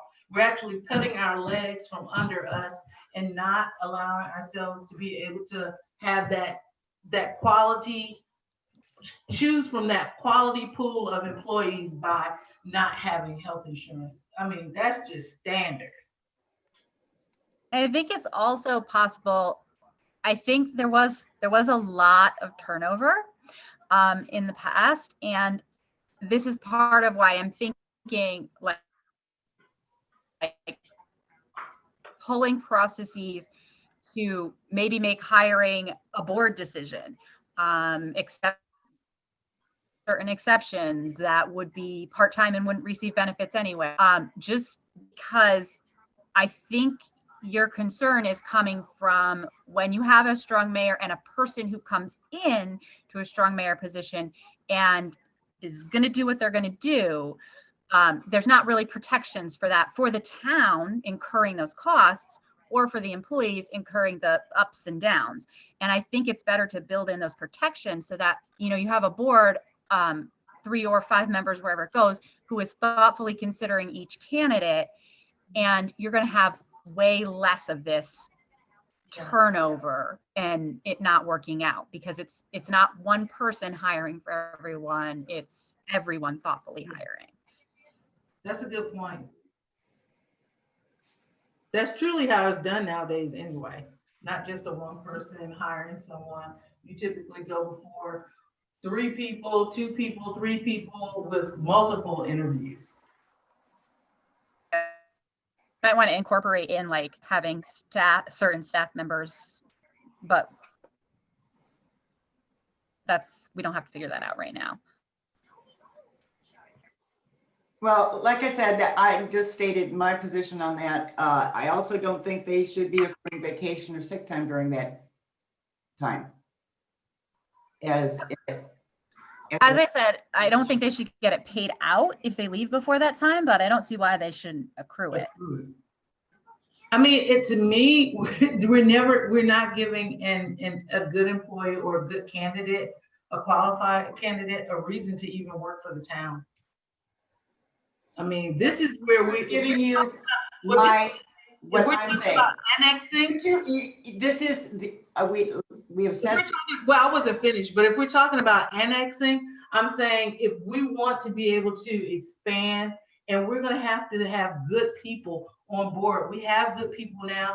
We're going to need more good people, but people are not going to come to work for a town that has nothing to offer. It's just not going to happen. And so when you talk about turnover, Mayor, it's going to be consistent. This is where you make turnover consistent, when you don't have anything to offer. And we're not showing that we have anything to offer by holding this position. It's not good for the town. It's not good for the town. It's not good for staff, because staff are going to continually be dealing with people who are not going to stick around. And that means they're spending time training people who will not be with the town for any amount of time. These are people who just look for something to do just to get a piece of a paycheck, and they're gone. If they even do that, while they look for another job, because they know that this is not going to work out. So I doubt they even do that. We're just cutting our legs from underneath us. And if we're talking about annexing, we're going to be annexing with low quality people moving forward, if this is the way we're going to go. And this is just what the town has to deal with then. okay, now, if everyone is done, I have stated my position. You both have stated your position. This is a board vote. This is something that I'm not making this decision on my own. Strong mayor or not. That is why we have a commission. Right. But in the past, You're going in the past. Good Lord, I could go in the past for a lot longer than both of you can. and knowing what. so Linda, I'm just saying, I want to insulate from what happened before happening again, and not saying doing that, saying that's what happened before. So I must have went out again. Yeah, like I said, the positions have been stated. We know where we stand. This is, a majority vote. I mean, Okay. in your direction. It doesn't mean, this is exactly what we're going to do. But I have strong feelings about that. Just as you have strong feelings. And we're all entitled to those. We're entitled to our opinion and how we feel. That's true.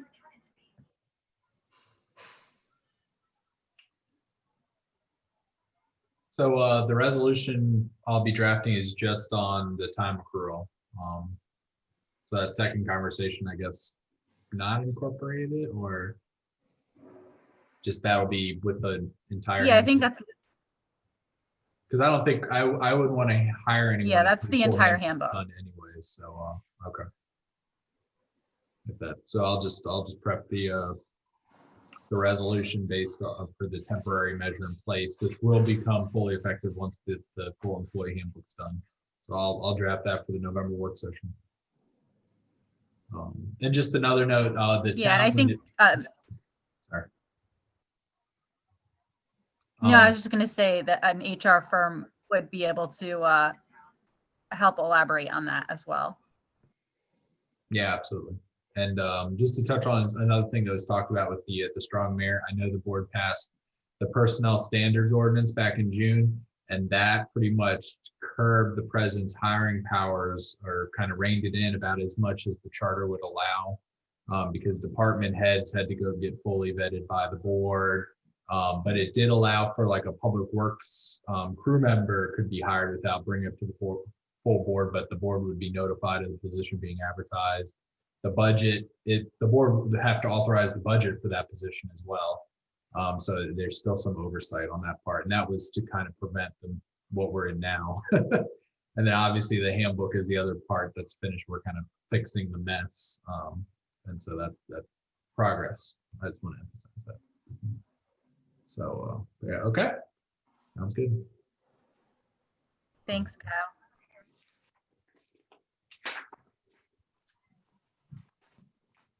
So that was the last discussion item, but I do have one administrative item if we move it. Oh, I have stuff too, but you should go first. Okay.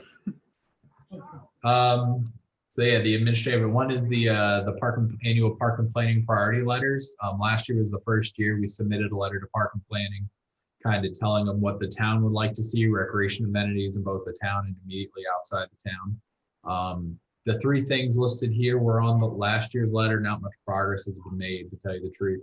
But we did remove one item, which was the splash pad. That's because I think the town would move forward. It would be easier for the town to move forward with building a splash pad on our own versus trying to get park and planning to build one, because it's not in their master plan.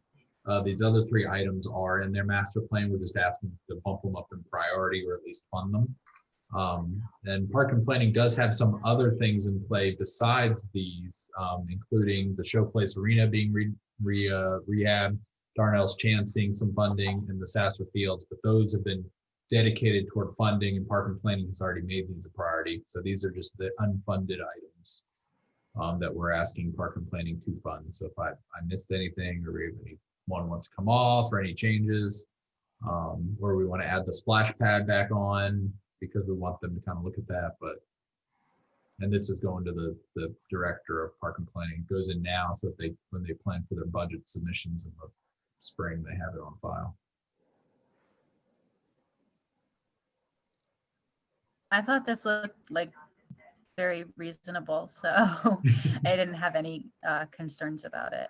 I think if we were talking about the splash pad, we might want to get more involved in that planning process.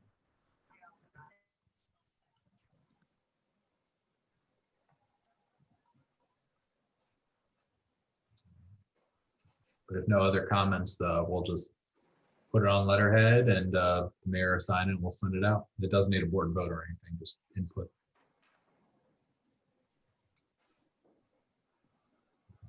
It doesn't need a board vote? It does not need a board vote. It's just an administrative Okay. topic because we're not dedicating funds or signing a contract or anything. It's just a chance for the commissioners to give input.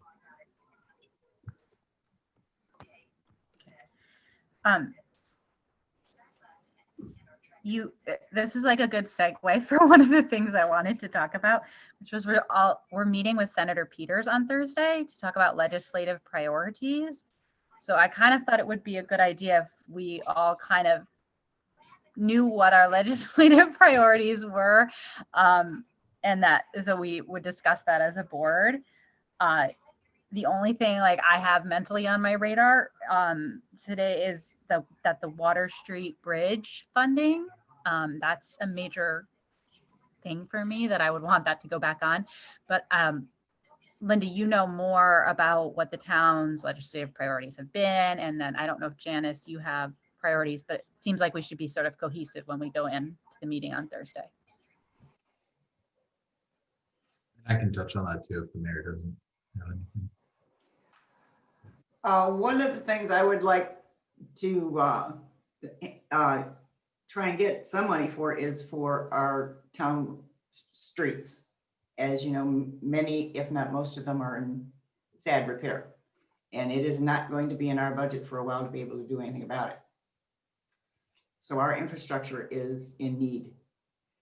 And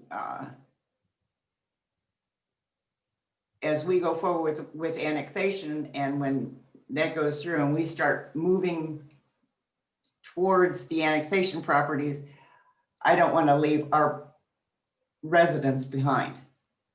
And that's the streets have been a major problem for many of our residents. The fact that they do need attention. Many of them have not been done in over 30 years. Yeah, I agree. And I didn't realize before I became a commissioner how big the funding issue was. And I I have to confess concerns about the tax rate because we can't do what the citizens need us to do for the streets and that kind of thing. So that's been, We've done Elm Street, and Elm Street was the first one we've done in well over 20 years. And Marlboro Drive, I think. Well, Marble Drive, but that's, you know. That was in partnership with the. yeah, I mean, we need more funds coming into it. So, yeah. Most definitely, but, you know, if we could get funding for that, that would be a huge help to us, because that is a big project. Granted, some of them don't need as much. You could probably just resurface like Spring Branch, but you definitely have to do something with Old Mill, you know, and Church Street. Yeah, all of them, if you look at them, School Lane, all of them need attention. And we have done nothing in all these years. And yeah, I think everyone wants to do something and then they get in and realize there's not money. well, when there was money, we decided to put it elsewhere. Yeah. You know, I mean, I'm sitting in it. Yeah. I think all roads, I mean, I don't even know how to prioritize our roads. I think that's definitely probably a dark question. And I know he's, you know, I'm not sure he's ready.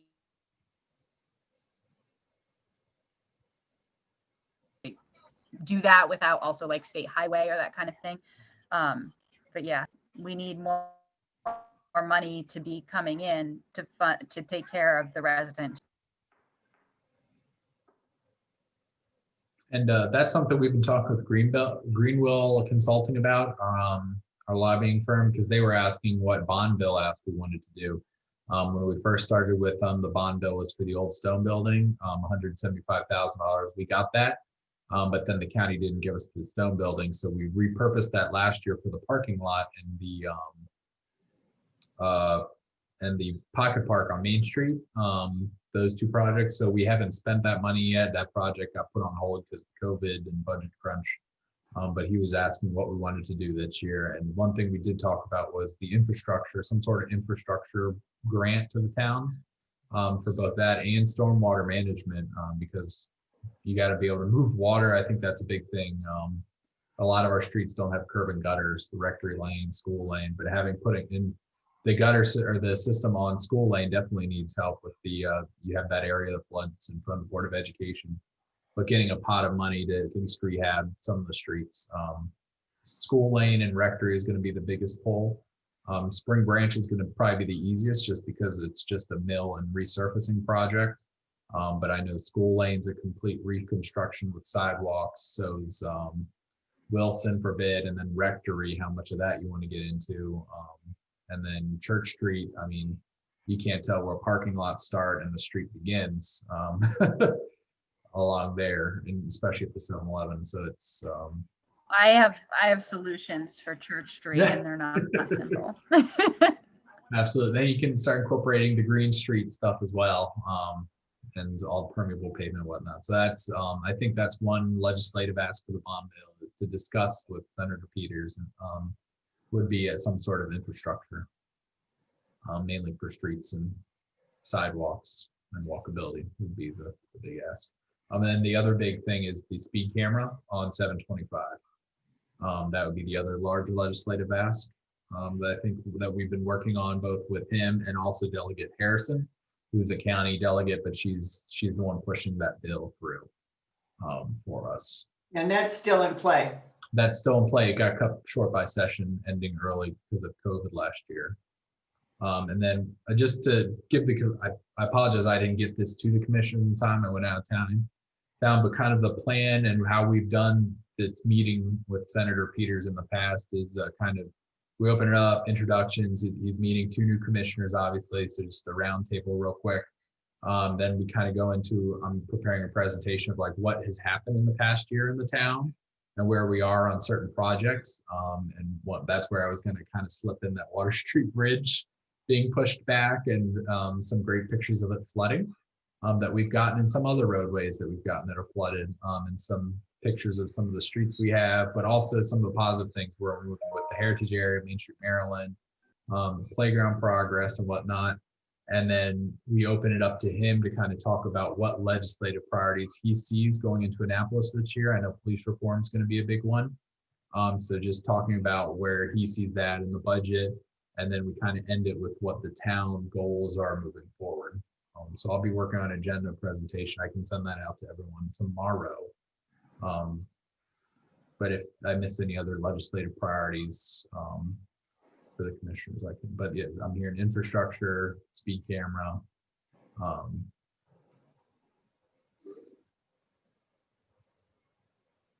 You might want to set up a live camera for Water Street on Thursday. I think it's going to flood. Yeah, with It the could. tropical storm. It could. And then annexation, he's very interested on annexation, so I'm going to focus that. And he's a big push for the villages of Marlboro to be annexed into the town. We're not ready for that yet. Yeah, so you just got Oh, I am. We And are that's the not thing. I ready mean, if yet. that's the thing. That's the point I talked to Greenwald about. Is I know they want us to, them and the county wants to annex it, but are they going to give us the money to build up those services? So I mean, that's always something we can reiterate to them because that's in the past. Yeah, let's make a deal. In the past, he's asked that question, so I just want to be prepared for it. As long as we kind of have it on maybe a phase 6 or 7 plan, that should satisfy him. But at least tell him that, and just kind of build like, hey, if we give us a grant and we can get a bond bill for a new police department or police cars or something to help service that area with Public Works, that's how we would do it. So just that's going to be the question. And Public Works. Yeah, Public Works is going to be a big push for there because they're not as big of a component in phase 2 and 3 just because it's mainly commercial. But yeah, once you get to the villages, that's that's trash trucks and snow plows and bulk trash and yard waste and streets to maintain. So that's where Public Works kind of it gets heavy to that part. So.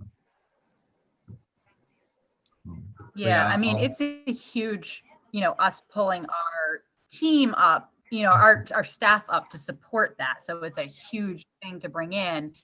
But I think, I mean, the fact that it isn't in the town is kind of crazy. So. Could have been 30 years ago when it was farmland. Yes, it was. Yeah, it could have been. But yeah, so I just want to bring that something he's going to ask when we start talking about annexation. But I'll prepare that. I'll have an agenda out for the board and a presentation and PowerPoint form. So if you have any comments tomorrow, let me know. But I figured those would be our big ask with speed camera and some sort of infrastructure package for us. Which for us, we could probably pave all the streets if we got 350,000 and then match that with some stormwater management and some and some town funds. I mean, it would go a long ways. Go a very long way with our residents. Yes. Mm-hmm. And then 500,000, Kyle. Say what? You're going to uncover some stuff once you start milling. I was going to say Darnell might have something to I'm not talking about Main Street. Main Street, oh boy, that would be the issue. At least Spring Branch, and we kind of know what we're getting into. But and then School Lane, for instance, partnering with the Board of Education because they use that probably more than our town residents, especially that sidewalk part. So I know they helped us with the tree trimming along there a couple of years ago when we did the huge pushback cut into there to reestablish it, and now Public Works maintains it. So getting with them, maybe they can stick in $100,000. I mean, that's chump change for that agency, but would go a long ways to improving their facility access. So just we get a basic package, and we can start adding to it to kind of get to where we want to be.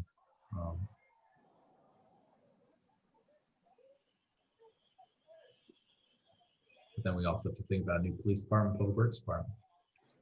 So I have a few more things. I don't know if Janice has anything, but I have a few more things on my little list here. I wanted to, because I talked about the green team meeting and Linda wasn't at the last meeting when I talked about that. I just wanted to say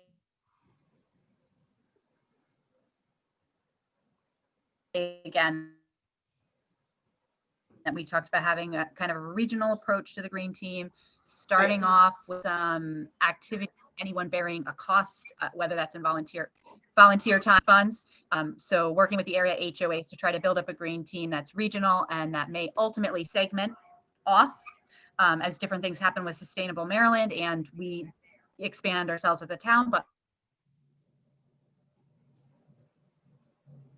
we can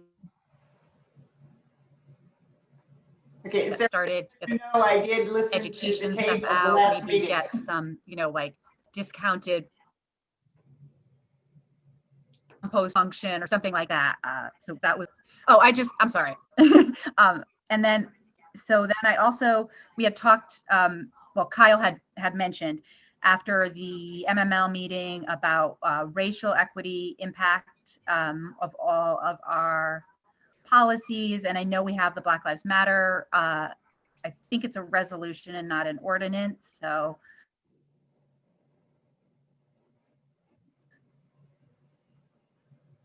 maybe in the new year, we want to look at like an ordinance or something that I think, obviously, if we had that in place in the past, we wouldn't be having these annexation issues.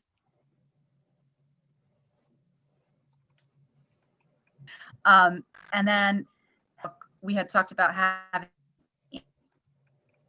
insert, Dave had mentioned that talked about the history being updated to include more comprehensive history. And I just want to make sure that that's something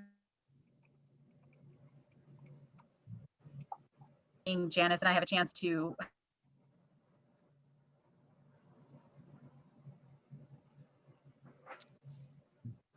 some input on, because like I'm handing you this handbook with this history and I'm too so I want to make sure that we're addressing two more things. Sorry.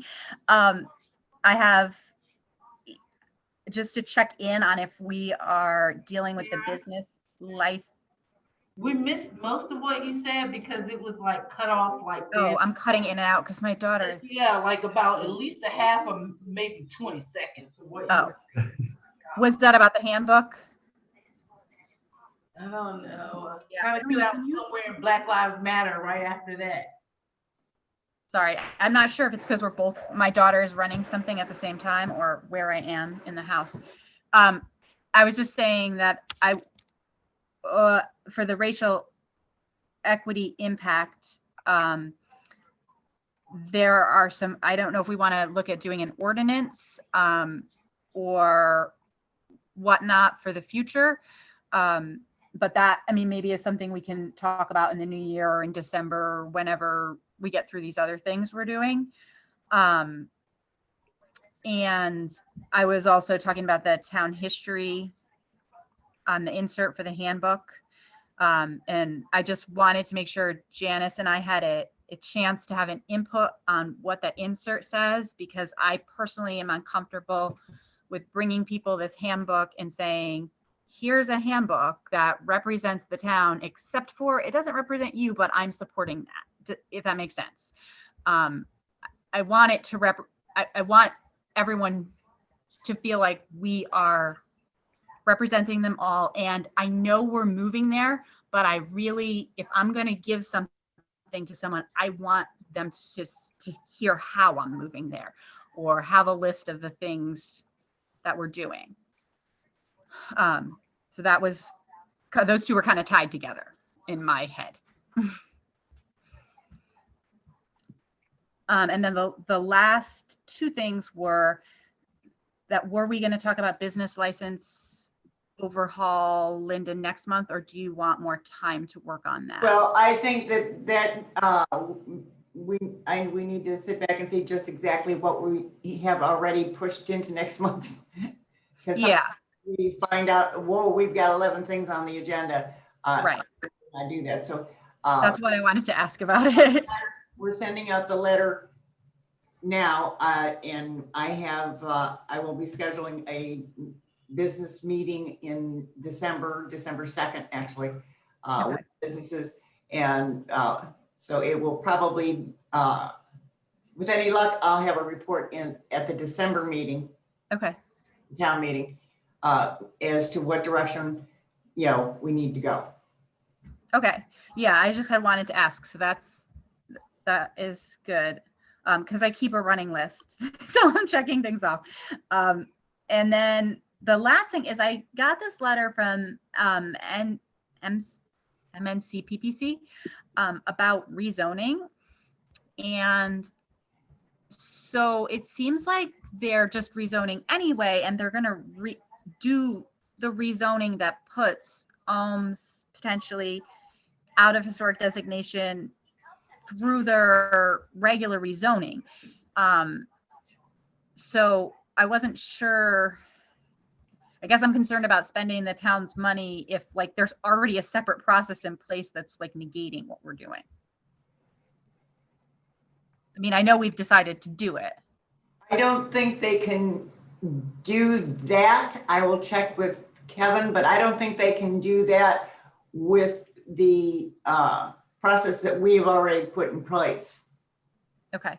So they, so the zoning for the old, I actually met with the zoning, the rezoning team about a year ago. I met at the CAB with them to talk about the Upper Marlboro area. And the big thing they're doing is kind of reclassifying zones. So while the Old Marlboro Elementary School is shifting its zoning, but so is all the rest of the core count of the town. So it's really just the name change because they're consolidating the zoning. But the historic, what they removed, the historic districts plan is what puts the protections on the historic properties. It's not the zoning itself because it wasn't zoned historical. It was zoned, I think, commercial shopping center, technically. Just like that's why them using a map amendment was the wrong way. Yeah, Okay. So that's why. So it's so that the historic districts plan is what gave it its protection regardless of zoning. But so there's no major zoning changes in the plan. It's really just reclassification, and I don't think so. They're just everything's getting a new name pretty much, and I guess some zoning classifications are getting kind of consolidated. But there's after talking to them, they assured there's no changes with Upper Marlboro, with the town of Upper Marlboro, and even in the annexed areas we're looking to go. It's going to be changing more toward like mixed use stuff, which it already is, but keeping some industrial stuff to it. So, okay, thanks. If You that may have answers your already question. explained that to me. Okay. Okay. Yeah. I had to do a lot of research on it when I went in there prepared for the meeting, and then they helped me. They fine tuned it for me. But of course you did.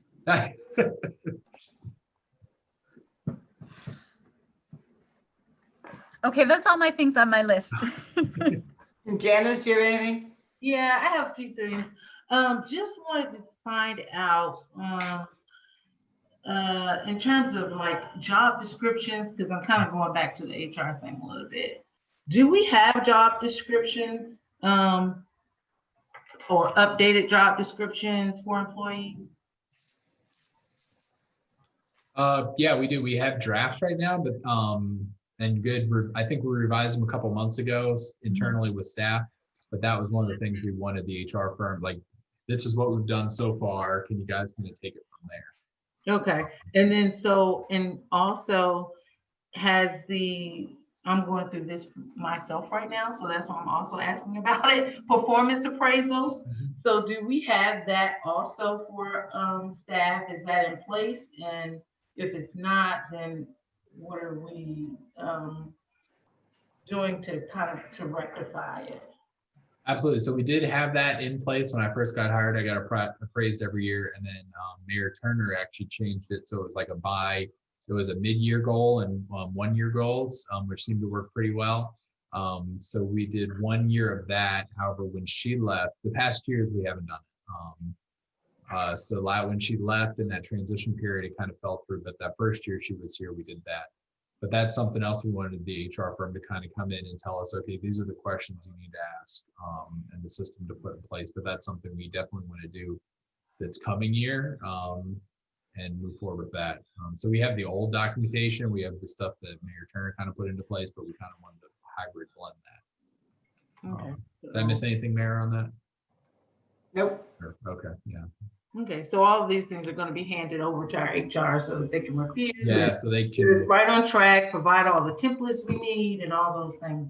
Yeah, one of the big things was an initial HR audit. They come in, they look at the handbook. They look at our policies, they look at our job descriptions and the onboarding process and tell us, okay, this is what we have to do. Was kind of how we envisioned bringing in an HR firm and going from there, meeting with the department heads, just kind of establishing a game plan and just get us on our course. So the first year be labor intensive, and then hopefully at that point, it's kind of just like our town attorney, we pay per hour or something like that as we need them, but we've got everything established pretty much, and we're just running smoothly unless something big pops up or we have to add a position and tweak some stuff. But that was our ultimate goal with the HR firm. Mhm. So do we communicate that internally? And the reason why I'm asking this is because I know that is sometimes it could be, well, a point of contention for employees, especially when they don't know how they're doing. And then this is a great time to give them feedback and to help put them on course if they're off course.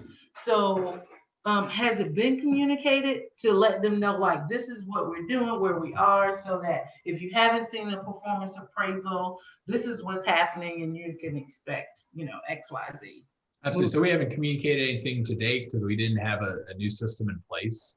But I know with Mayor Turner, she did a great job. And when we had that point to communicate with the department heads, and it was pretty much, we communicated to the department heads kind of set the goals for their staff at that point.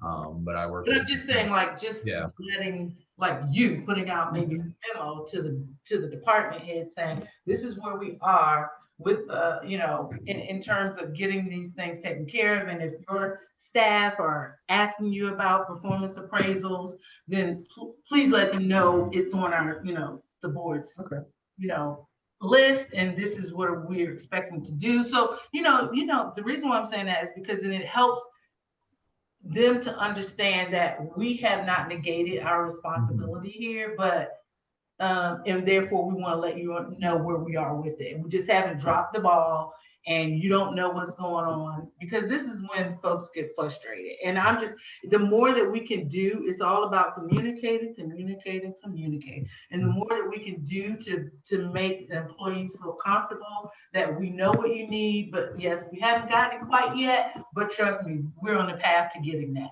That just kind of just simmers everybody down. And as long as you stick to what you say you're gonna do, that makes a world of difference. So if we give a timeline that we're bringing in this or HR, and they're gonna be looking at it so that we can get ourselves together, then they can respect that. I think anyone can respect that.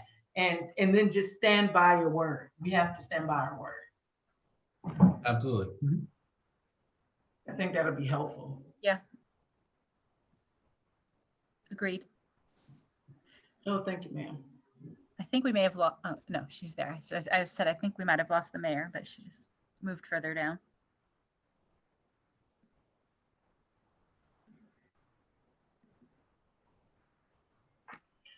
That's it for me.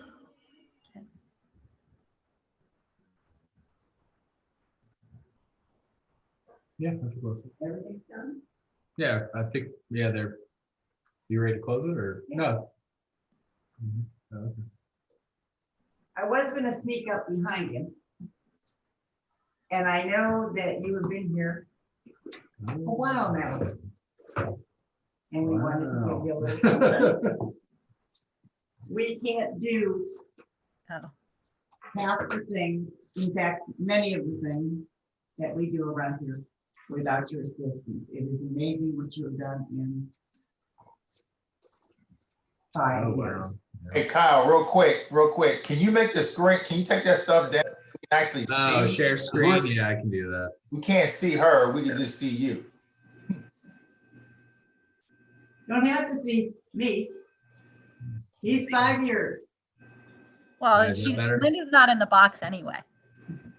I got a plaque. Thank you, guys. And a plaque is nice. And it'll look nice on the wall, wherever you try to put it. But we thought there's something that you do more than, and would use more than anything else. Uh-oh. This. Oh, I dropped it. I hope it's not fragile. Oh boy. It's Waterford Crystal. Oh my goodness, the coffee mug. I do drink coffee. We thought you'd use that. Thank you guys. Oh my Oh, god. read it. Show us what it says. Thank you. Goodness. It's his Appreciate it, guys. signature that works for me on the other side. I really do apologize that it has taken me True, this he does long to say make that a me lot. the town administrator. And we're very, very proud that, and don't you dare talk to anybody else. No, in 5 short years, you have done a tremendous job.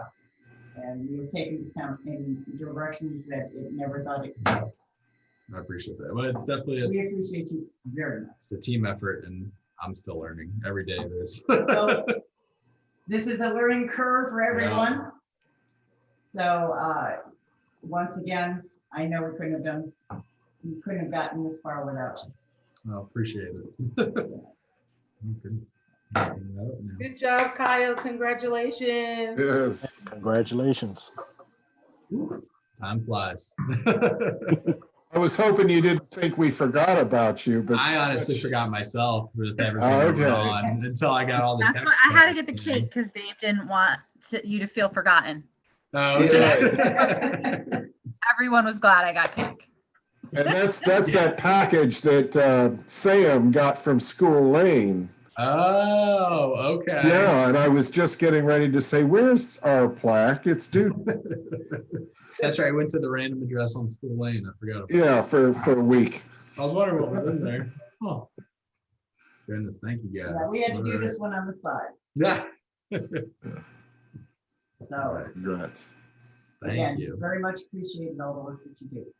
And that's why now people can see you are a There town you go. administrator. And you know what? That works for me. Now I gotta replace my Fox 5 mug from my vanilla that I use all the time. And now we'll know whose cup is in the sink. Goodness. All right, thank you guys. Whew. I was wondering why she was sneaking over here. I was like, what's been going on? Is Chief still in the building? Yes, panic button. But, goodness, thank you. Yes, I am. Yeah. You're safe, Kyle. All right. um,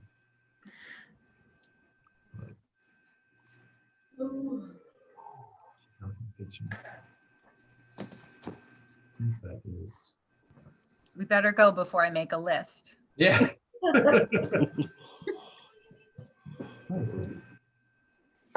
I think the mayor was talking. You think she's talking? Yeah, she's talking. Mayor, you have to hit unmute. God, I did that. Oh, there we go. Okay, it is now 9:09 and we will call this meeting a wrap and adjourn. Everyone have a safe evening and get some rest. Good night, everyone. That works for me. Good night. Good night. That works for me too. Yeah, it works for me.